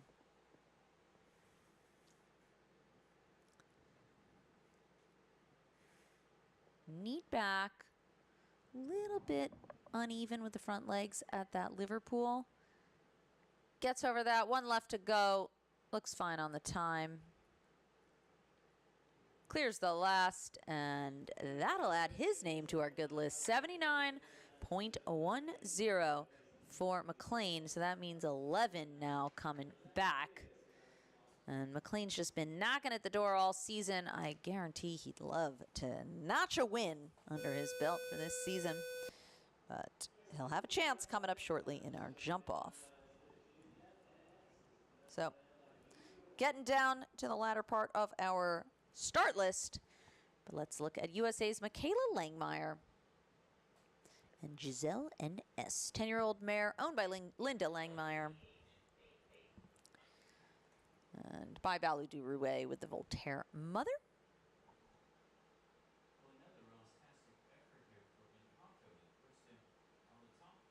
Dutch bred horse.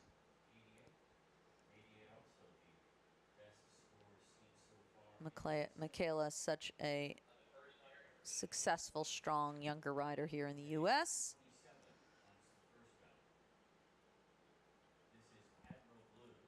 One of the stronger female riders out there. Great job there to use her upper body. It really sat up well in that triple bar plank double. Same there.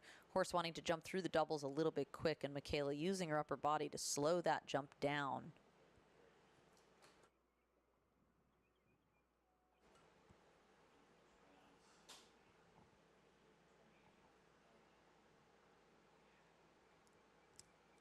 Stays a little bit direct and comes up in the 7 there to the Lovesta Oxer.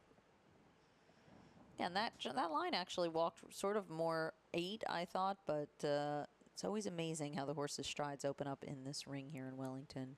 You walk something you think it'll be short or long, and it ends up short. And she just with the 1 down. She'll finish up on 4 faults, 78.82 for Michaela and Giselle. So super solid round, but does have the 1 down.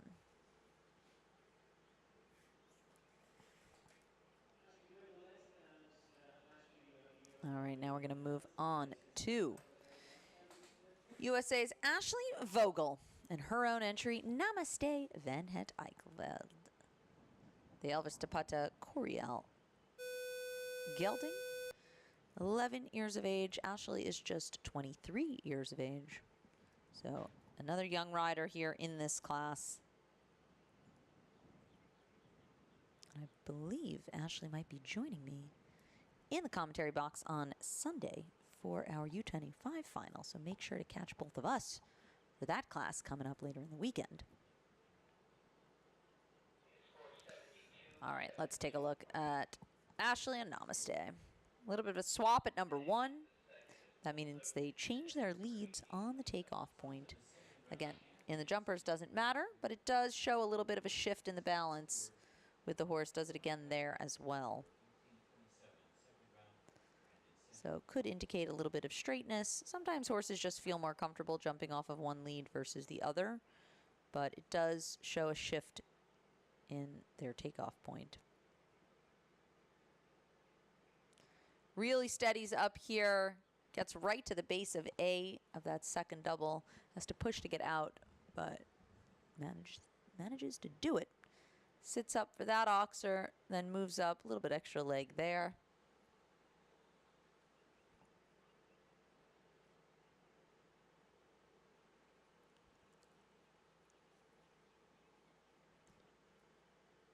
Strong ride down to that Liverpool. She was on the move.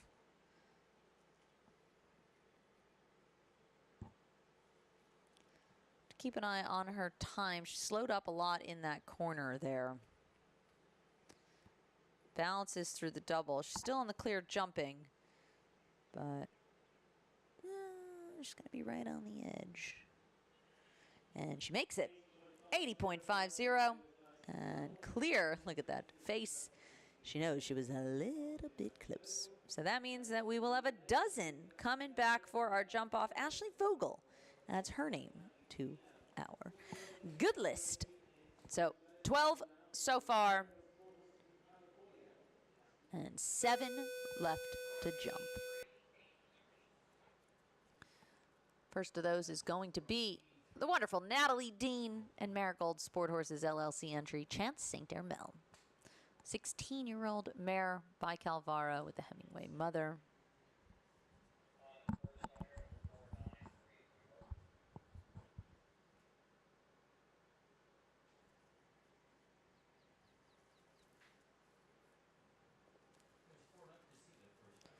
Natalie has had a really super season so far, working with her new coach, Ben Mayer.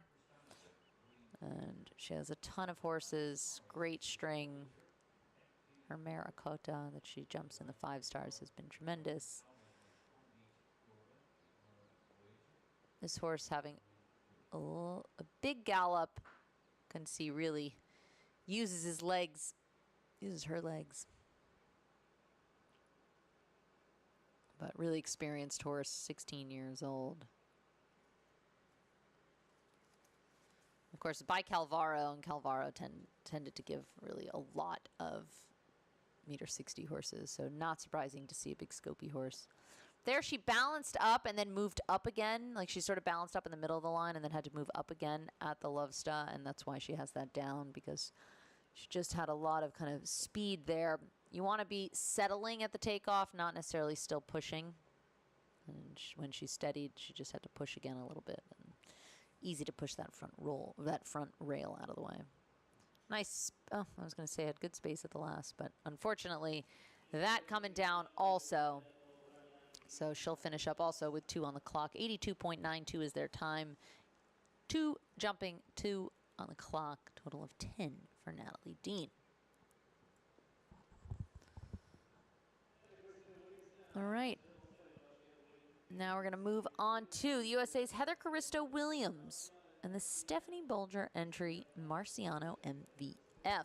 13-year-old gelding by Staccato with the liberal mother.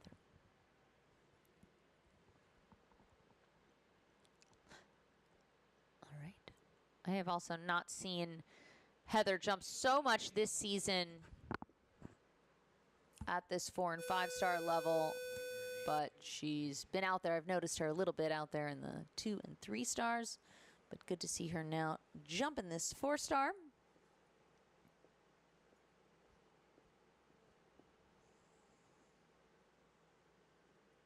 Let's see what Marciano can do. This beautifully bred horse by Staccato.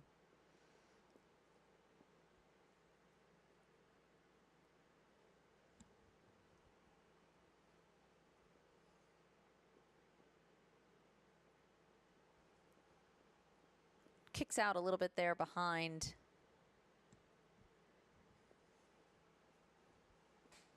Strong ride coming in to the triple bar. You can see Heather really rode in strong and then sat up immediately on the landing. That's one thing Heather, I think, does really exceptionally well. When she rides strong coming into a jump, her upper body, she really gets back, shoulders back, out of the way, help the horses stay away from those front poles.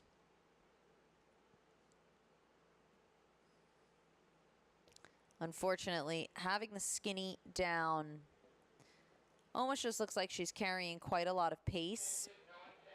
And has those 2 down in a row.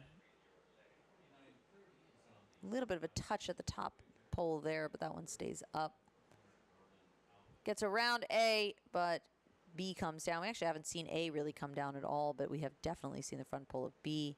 And then again, a little bit quick at the last, so that one will come down as well. And she'll finish up with 4 down, 16 faults, 78.51 is her time. So you can see quite a quick time, but with the 4 down. All right, now we're going to move on to the man who has had a super season so far.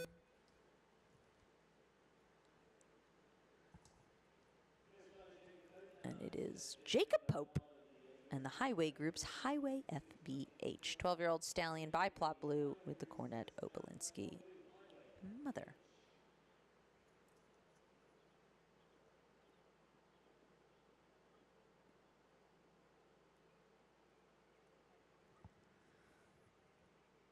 They had some great results in this Adequan WEF Challenge Cup earlier on in season.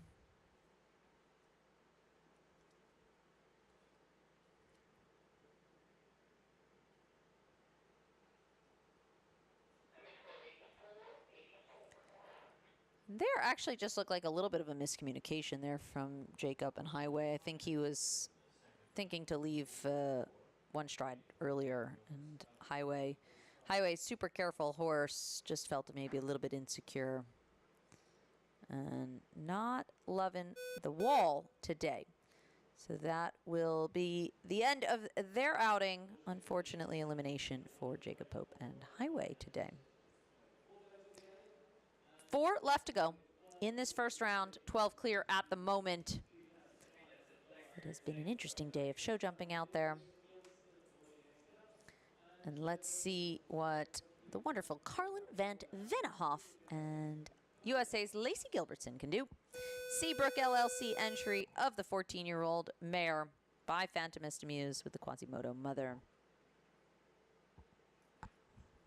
And this horse, Carlin, has been a wonderful mount for Lacey over the last couple of years.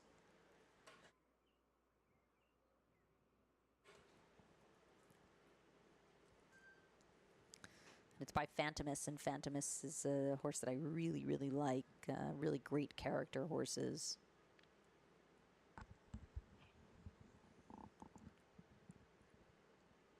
And this just such a sporty winner of an animal.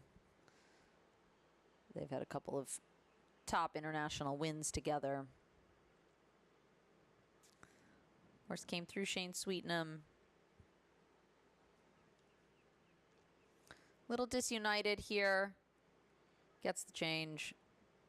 We'll have to see. That was quite a lot of strides. Again, this is not the biggest horse with the biggest stride, but she did quite a lot of strides there. She does end up getting a little bit stiff there as she takes off at B. And has the top pole coming out with a double. Just looked like the horse was a little bit straight through the top line, a little bit stiff, and kind of jumped a little bit legs low. I mean, it's a little bit the style of the horse, but that's why that vertical came down.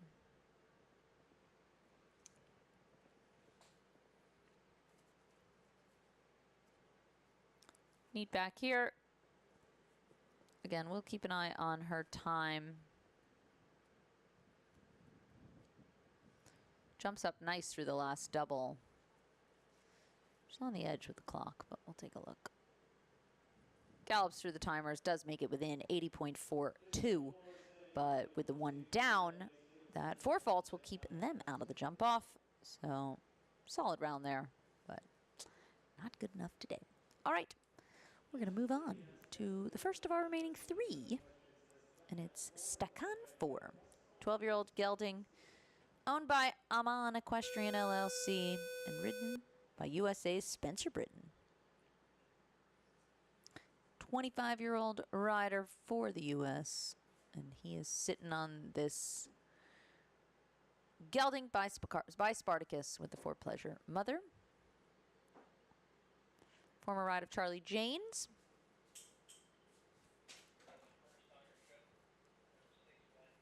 And let's see what the Texan native can do.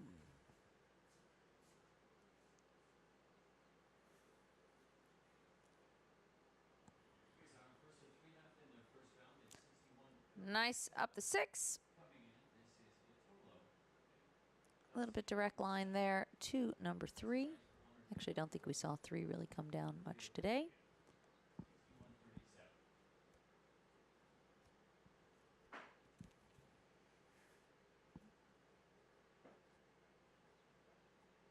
A little bit close at the plank, but wraps itself around it. Gets out of the double.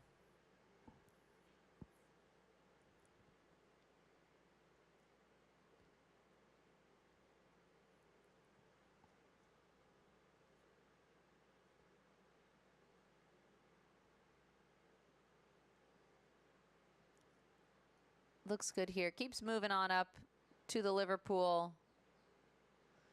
This horse also jumping a little bit in its own style. It's by Spartacus, which is a horse that jumped 160 with Eric van der Vleuten. Really nice horses. Oldest one's really just sort of in the sport now, this is one of the older ones that we see.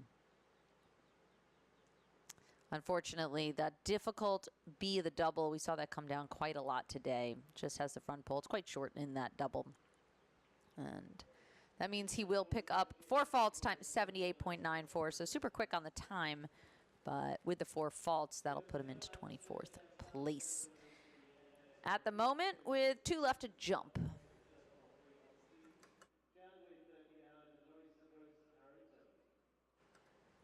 First of those is going to be Jaddana, Lebanon's entry with Caro W.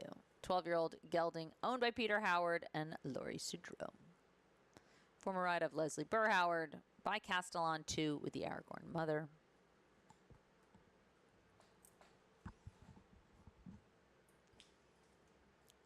And Jad had a super season last year and a really good fall.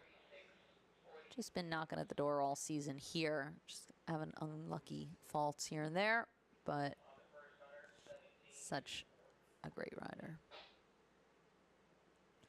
Hesitates a little bit there at number 4. You could see her really paused, and then Jad landed and really put his leg on and said, come on, we got to keep going.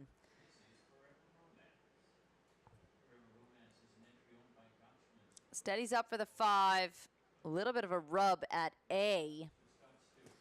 Kind of rolled back and forth in the cups. Luckily, it stayed up. Little space here. This horse also having a very big stride, getting down the lines real easy.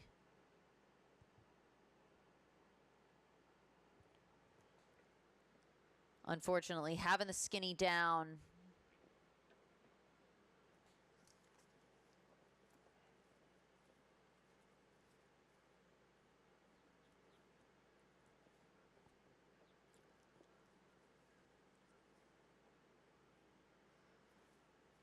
Looks good down this last line. Unfortunately, B also coming down. Probably the jump we've seen come down almost the most all season, all class.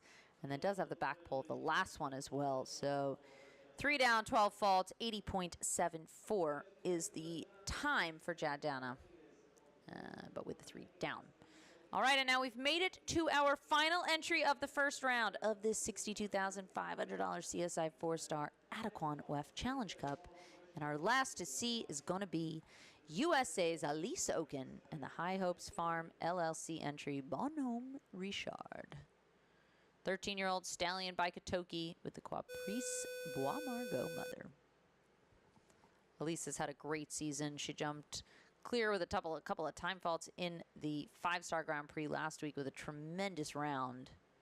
She made it look easy, and we all know it was not easy because there were only 5 clear. But Elise represented the U.S. on Senior Nations Cup teams, winner of many Grand Prix. Today she's sitting on her little Bonhomme Richard.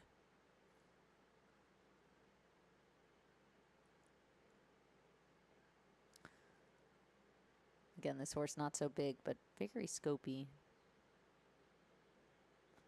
She did a great job there. She knew she was getting a little bit deep right to the base. She just stayed calm with her upper body, let the horse back up and jump around. It didn't try to hurry him through it. Backs up there on the double, does touch the plank. Luckily that stays up.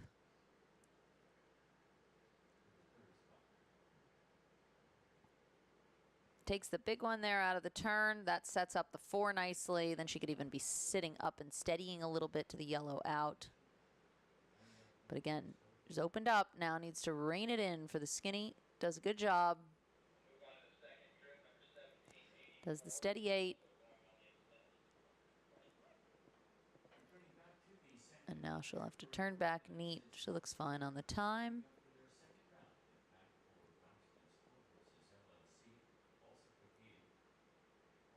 Gets over A. Ooh, makes it over B. Looks okay with the time. 1 left to go. And clears the last.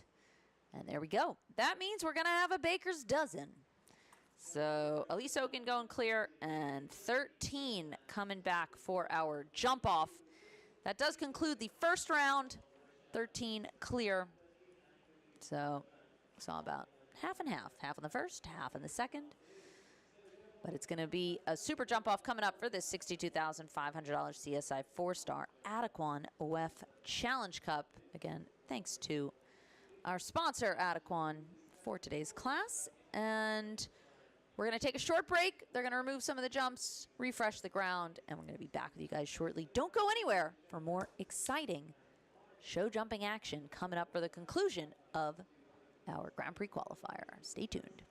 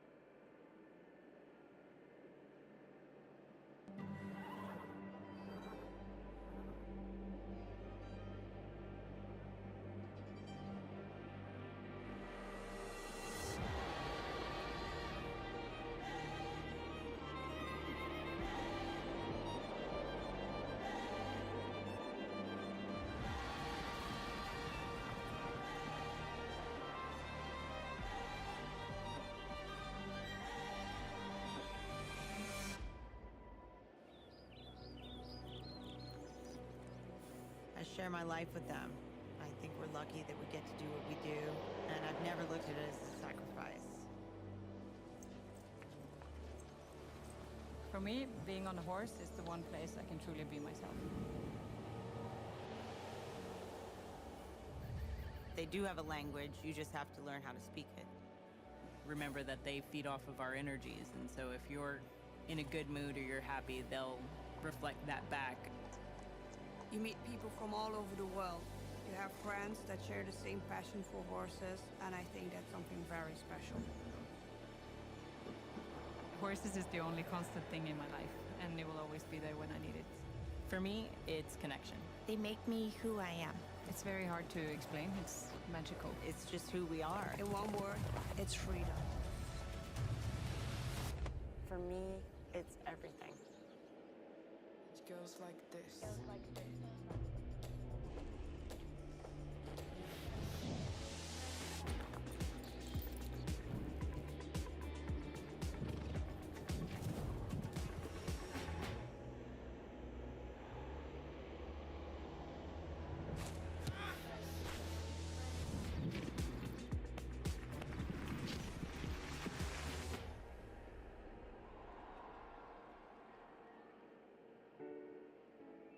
Bainbridge is a fully integrated family of real estate companies who have developed and acquired more than 43,000 units representing $7.5 billion in transactions since inception. With over 650 associates nationally, Bainbridge engages in virtually every step of the real estate process, from development and construction, acquisition and disposition, to asset management and third-party property management of multifamily real estate. Bainbridge is the 10th largest multifamily developer and the 14th largest multifamily builder in the United States. Our team of experienced and knowledgeable professionals is devoted to creating exceptional living experiences for all of our residents and building lasting, mutually beneficial relationships with our partners and clients. To learn more, visit www.bainbridgecompanies.com.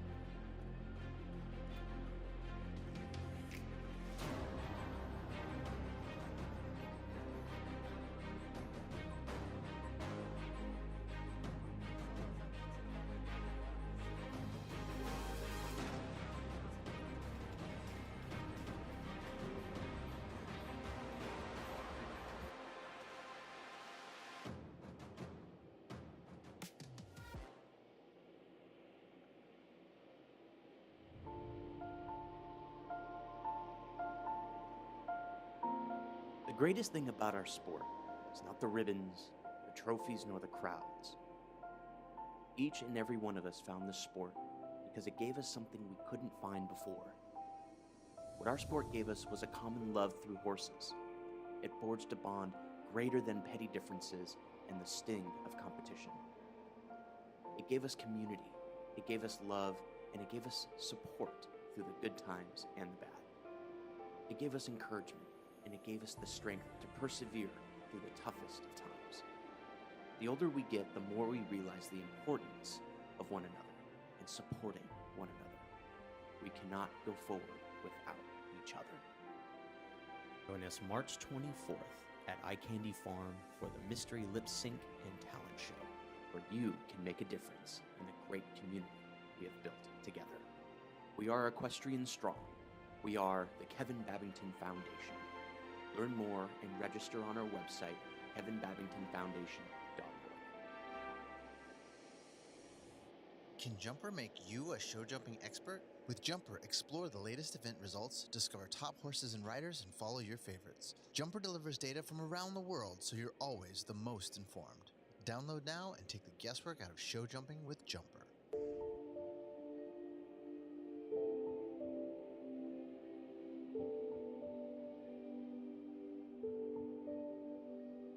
My first goal when I decided to be a professional is to become like the best horsewoman I can be. It's really important for me to find a balance with my family, with the horses, that is my passion, work with the horses every day to do what I love. I used to have like one passion was the horses, and now I have two. It's my daughter, so I really want to have this balance in my life. I'm Marie Ecart, I'm a professional show jumper representing France, and I'm Lola's mom.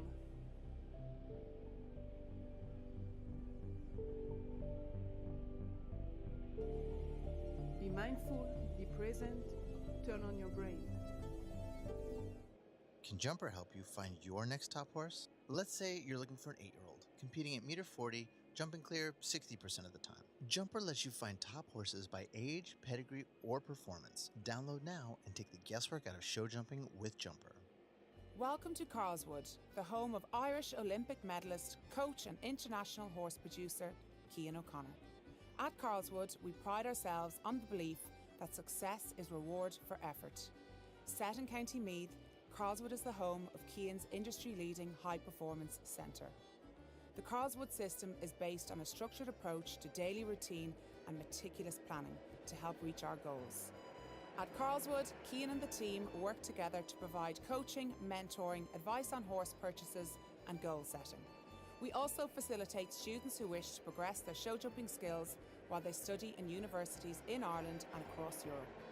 When it comes to developing your horse's fitness, scheduling and planning around competitions, no stone is left unturned. At Carlswood, we are committed to delivering quality, a place where our goal is the fulfilment of your ambition.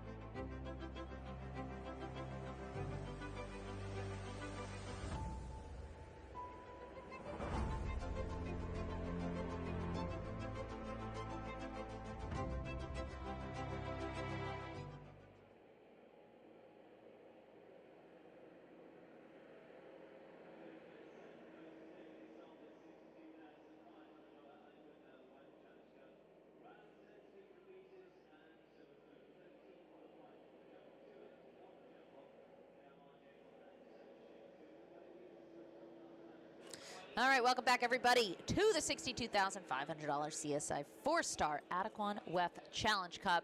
There you can see our jump-off qualifiers: Niall Nasser of Egypt, Emily Conter of Belgium, Spencer Smith of the USA, Harry Charles, who's been super fast and placed in a lot of classes since he's been here only a couple of weeks, Ken Farrington of the USA, Margie Goldstein-Angle, Shane Sweetnam and R.R. Combella, Mimi Gotchman, the young rider from the U.S., then Laura Kraut on her Olympic mount, Balutinu, Nicola Philipparts of Belgium, McLean Ward of the USA, and Ashley Vogel rounding out those 12.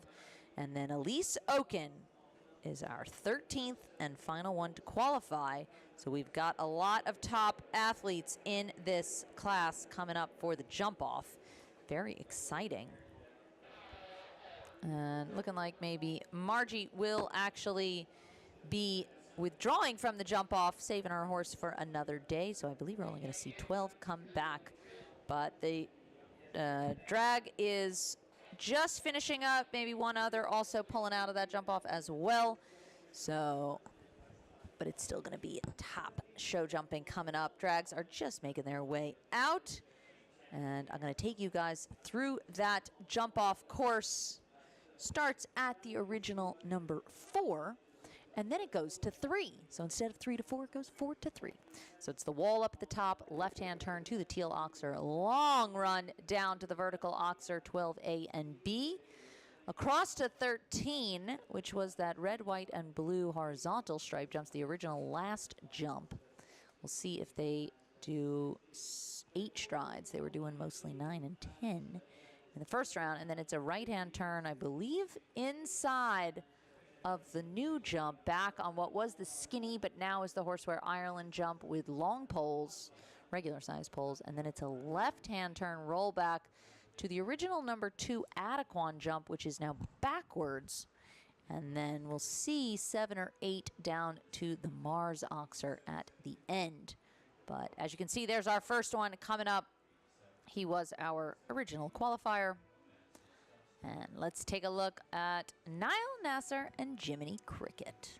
They had a beautiful first round, and they've had a couple of really great results. Look at that, world rank 39th. And he's 33 years of age. Niall's going to be the pathfinder here for our short course. And again, have to put the pressure on with 12 or so, or 11 or so coming up after him, maybe 10 coming up after him. Evergrade Stables LLC entry, as well as his own.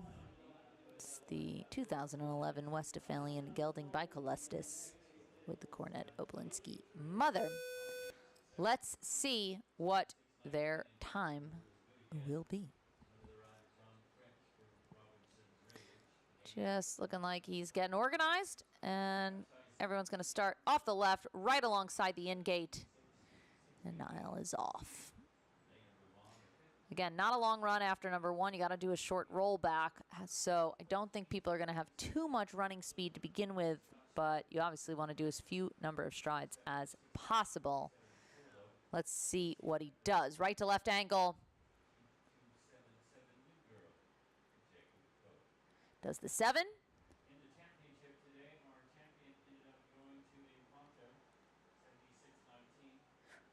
And there, just looked like the horse took his eye off the jump a little bit, went to almost turn right, and then saw it after. That's why he has A and B down. And then Niall looking like he's just going to take his time, be organized with Jiminy Cricket here.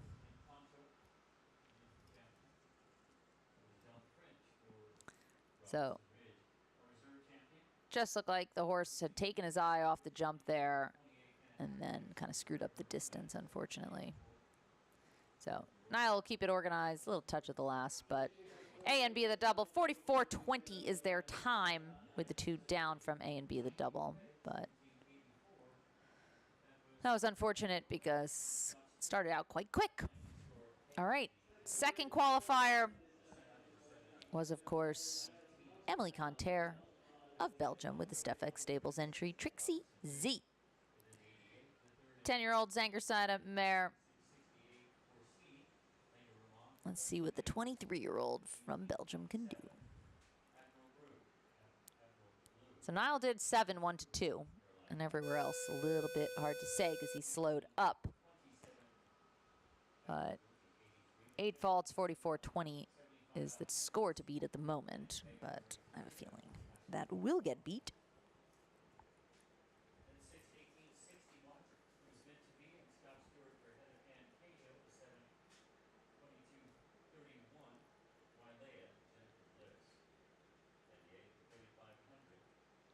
So she does 9, 1 to 2, and unfortunately, maybe a little bit dead and deep there, has the front pole. Sits up for the double.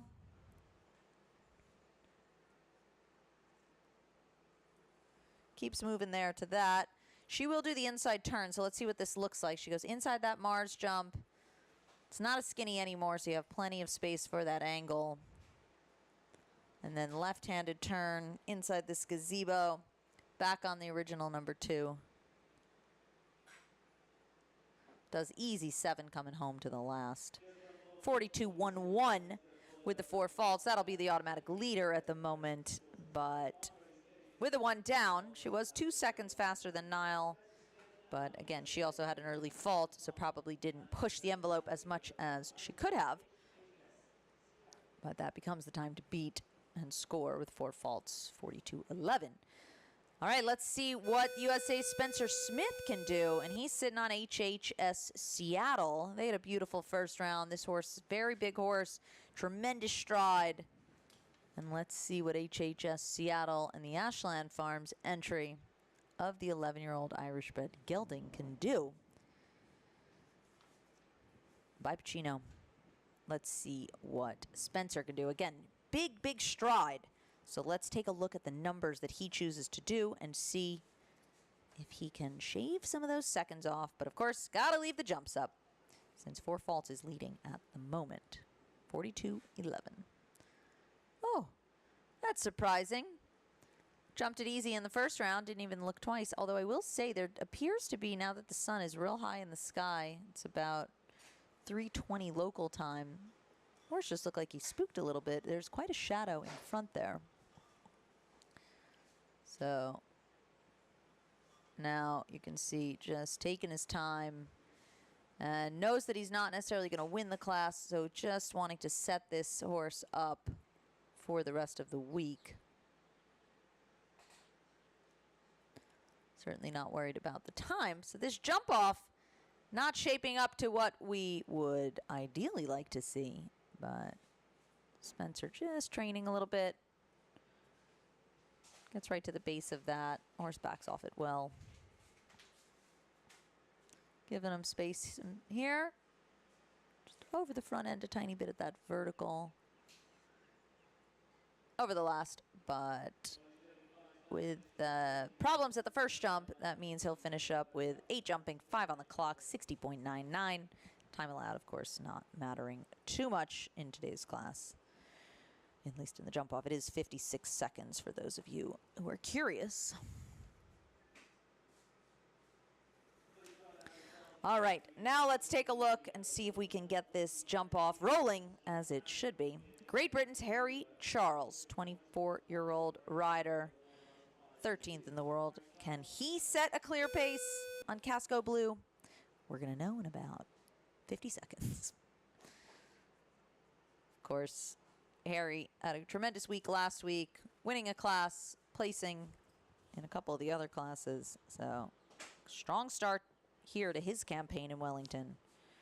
But let's see what we got for Casco Blue. Right to left angle. Easy in the 7, beautiful there. Keeps moving on the inside track. This was absolutely gorgeous. Never even pulled on the rein. Needs a lot of leg to get out, unfortunately. No. Just ended up really getting there at the base of 12A on a little bit of an angle. And unfortunately, horse backed up to get around A, but just not able to get enough push to get out at B. Still going here. Again, with no clears, a fast 4 could end up very highly placed in this class, so never want to give up. He will go into the lead. 39 flat is his time, but of course with the 1 down. So well ahead with the lead, 3 full seconds in the differential, but still on the 4 faults for Harry. So he'll certainly end up with a good placing, but if anyone goes clear, they're going to beat him, unfortunately. All right, but yeah, we've seen no one go clear. But let's see if our next one can do it. And it's going to be USA's Kent Farrington, the master of faster. Let's see what the world number 5 ranked rider in the world can do on Mila. So we know this easy 7, 1 to 2. Long run down to that double. But they got to leave it up. And then looking like the numbers across the rest don't matter so much. We do know there's a 7 to the last. All right, let's see what Kent's strategy is. Knowing nobody is clear, is he going to run flat out? Or is he going to try to go for the double clear? Knowing Kent, he's going to try to do both. So he does the 8, but this is a smaller horse with a smaller stride, but still very fast. Look how quick he's going here. Slows up right at the end. Needs push to get out. Great. Does the 8. Super catty move there by the horse. Stays on the inside track. Needs to see this. Oh, what an angle. And he's moving. Keeps the balance. Keeps it active gallop really deep to there. Ooh, lucky. Knows he's got to do the 8, can't do 7, clears the last, and will easily take over that lead. 36.67 becomes the time to beat. That was pretty quick. I don't know if anywhere is going to beat him except for maybe that last turn and the last line. Everywhere else he was super fast. Again, he did do 8 and not 7 from 1 to 2, but it was very quick. You know, that horse is a little bit more like a quick dirt bike. It kind of turns fast, takes a lot of short strides, but absolutely very quick across the ground, not wasting any time in the air. So gonna be hard to beat, but slight window because it ended up just the way that it did around that last turn. 36.67. Let's see if USA's Mimi Gotchman and Cosmos BH can do it. We know how fast Mimi can be, ranked 107th in the world and just 19 years of age, or 18 or 19 years old. Pretty quick. She's going to have to keep moving. Oh, she puts her leg on and gallops. This horse has a much bigger stride than Kent's. Gets right to the base. Steadies up in the 8. Gonna have to keep moving. Gets a good slice, but unfortunately that pole falls on the angle like that. Keeps moving. Easy in the 7 coming home. But 37.81 is that time. She'll go into second with the 4 faults. So quicker than the rest of the 4 falters, but unfortunately not on the clear. So Kent did get a little bit lucky. Did have a rub, and he was real deep at the end. But like we always say, we need a bit of luck in this sport. And today it was on Kent's side. So, but let's see if Laura Kraut and her Olympic mount, Balutinu, can take over the lead. Buzzer goes for them. And Balutinu, the St. Bride's Farm entry of the 14-year-old Hanoverian gelding. And let's see how fast Laura wants to go.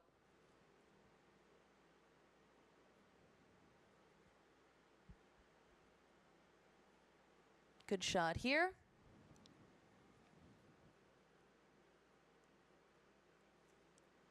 Looking like Laura's going a bit more for the double clear, perhaps knowing that Kent was 1, very fast, and 2, she's got a lot more jumping to do. I think with a horse like this, just setting up for the rest of the week, using this as just another round for the horse to get back into the rhythm again. Was horse did have a long break and just wanting to get back in the rhythm, setting him up for what could be a big summer for this horse.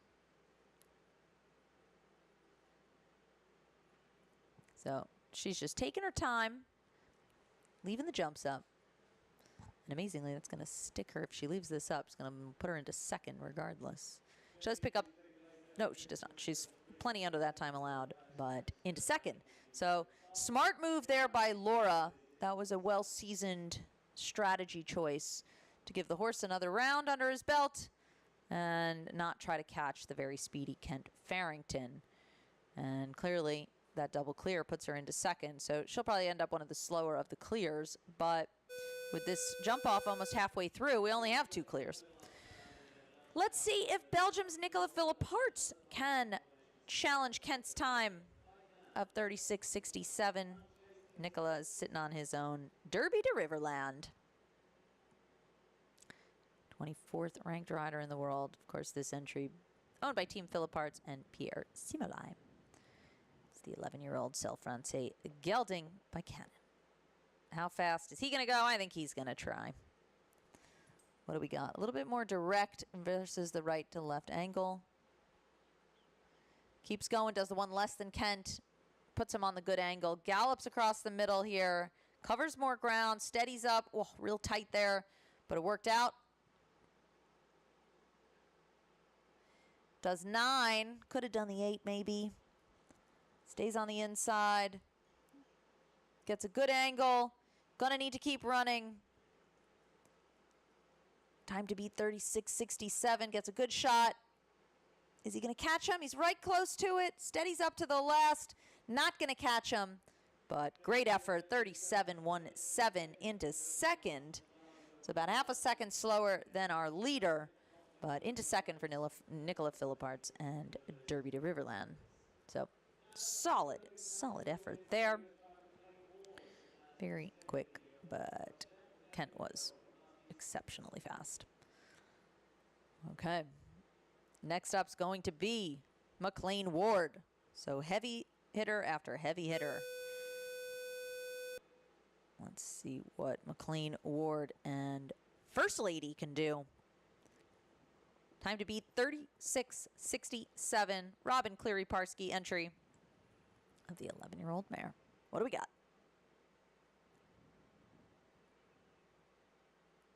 Does the 8 like Kent. Stays on that right corner. Keeps moving. Slows up here. Needs to leg out. Great effort. Does the 8. If he can keep this pace up and the jumps up, I think he might be just on it. Gonna have to keep moving. Gets a great shot here. That was faster than Kent. Gets the 7 and well in hand. 34.95. 1.7 seconds faster than Kent. That was masterclass of execution. Well done, McLean. And I would imagine he is thrilled with that performance. Now they're going to have to come catch him, and that is not going to be easy to catch. He did everything he needed to do. Maybe you could do 7-1-2, but everywhere else he was lightning. That was beautiful. 34.95 becomes the new time to beat. Let's see what USA's young 23-year-old Ashley Vogel can do on Namaste Van Het Eichelveld.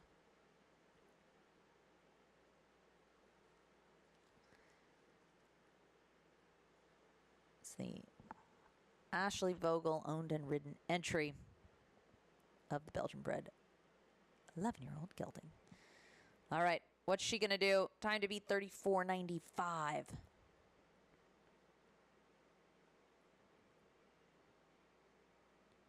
She's off the pace already, does 10. McLean was on 8. We've seen 7. You could already tell she was a little bit wider. Steadies up here.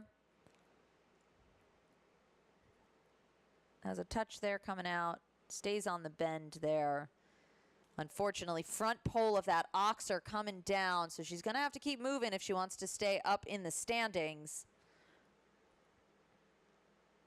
Again, a couple of 4 falters. A little bit steady here. Moves up to the last. Clears it, but time is 41.99 with the 4 faults. 7 seconds off the pace. That'll put her in to 7th place. So 3rd fastest of our 4 falters at the moment. Again, McLean Ward leading on First Lady. 34.95. Solid performance there by Ashley. But not quick enough to beat McLean at the moment. And our last one to contest. It's going to be Elise Oken and Bonhomme Richard. Can they do it? 32-year-old rider on the small little stallion.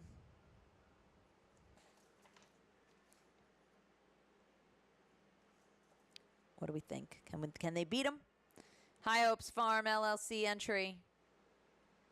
Time to beat 34.95.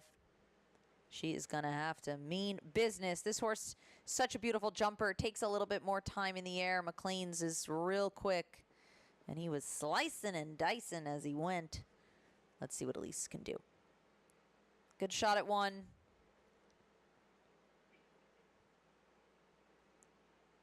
She's a little bit off it. She does 9. And unfortunately, the front pole comes down. That means McLean is going to be our winner. But let's see where Elise finishes up. Jumps beautifully through the double. And again, she's got the 4 faults already. However, with only 4 double clears, we're going to see how fast she can go to try to stay at least in 5th if she can. She'll have to beat 37.81 to stay in 5th. I don't think she's going to do it. Steadies up here at the end, but gets a good jump out of him. 41.30. She'll go into 7th place on the 4 faults. So that means our winner of today's $62,500 Adequan WEF Challenge Cup Round 10 is going to be McLean Ward and First Lady. Congratulations to McLean. What a spectacular performance. Beating out Ken Farrington and Mila with their time at 36.67. And Nicola Philipparts in 3rd with Derby to Riverland. Laura Kraut will finish up in 4th on Balutinu. Again, they had the slow double clear with 50.73, but that was a great strategy since she picked up the 4th and didn't have to run her horse. Mimi Gotchman was the fastest of the fours. She'll end up in 5th. Casco Blue and Harry Charles in 6th. Elise Oken will finish in 7th on Bonhomme Richard as we see them walk out of the ring. Namaste and Ashley Vogel will go into 8th. Trixie Z and Emily Conter into 9th.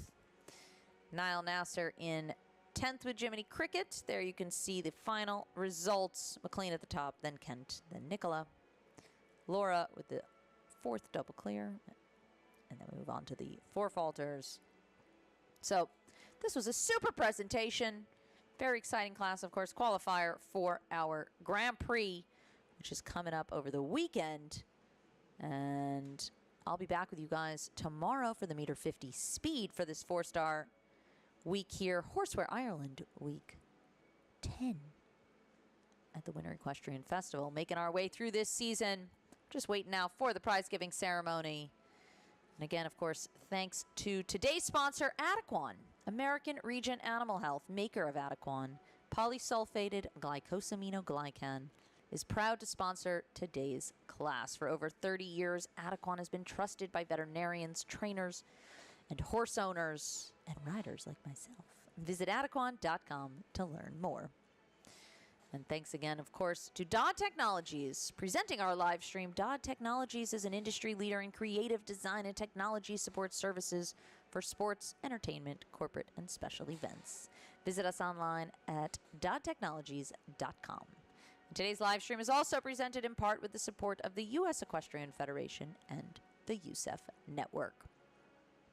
It's a big week of show jumping. The weather is supposed to be warm and beautiful all weekend long. Make sure if you're in the area, come on out, check out the action live. Otherwise, you can catch us on the live stream all week long. I'm Danny Waldman, and I'll be presenting most of the live stream to you this week.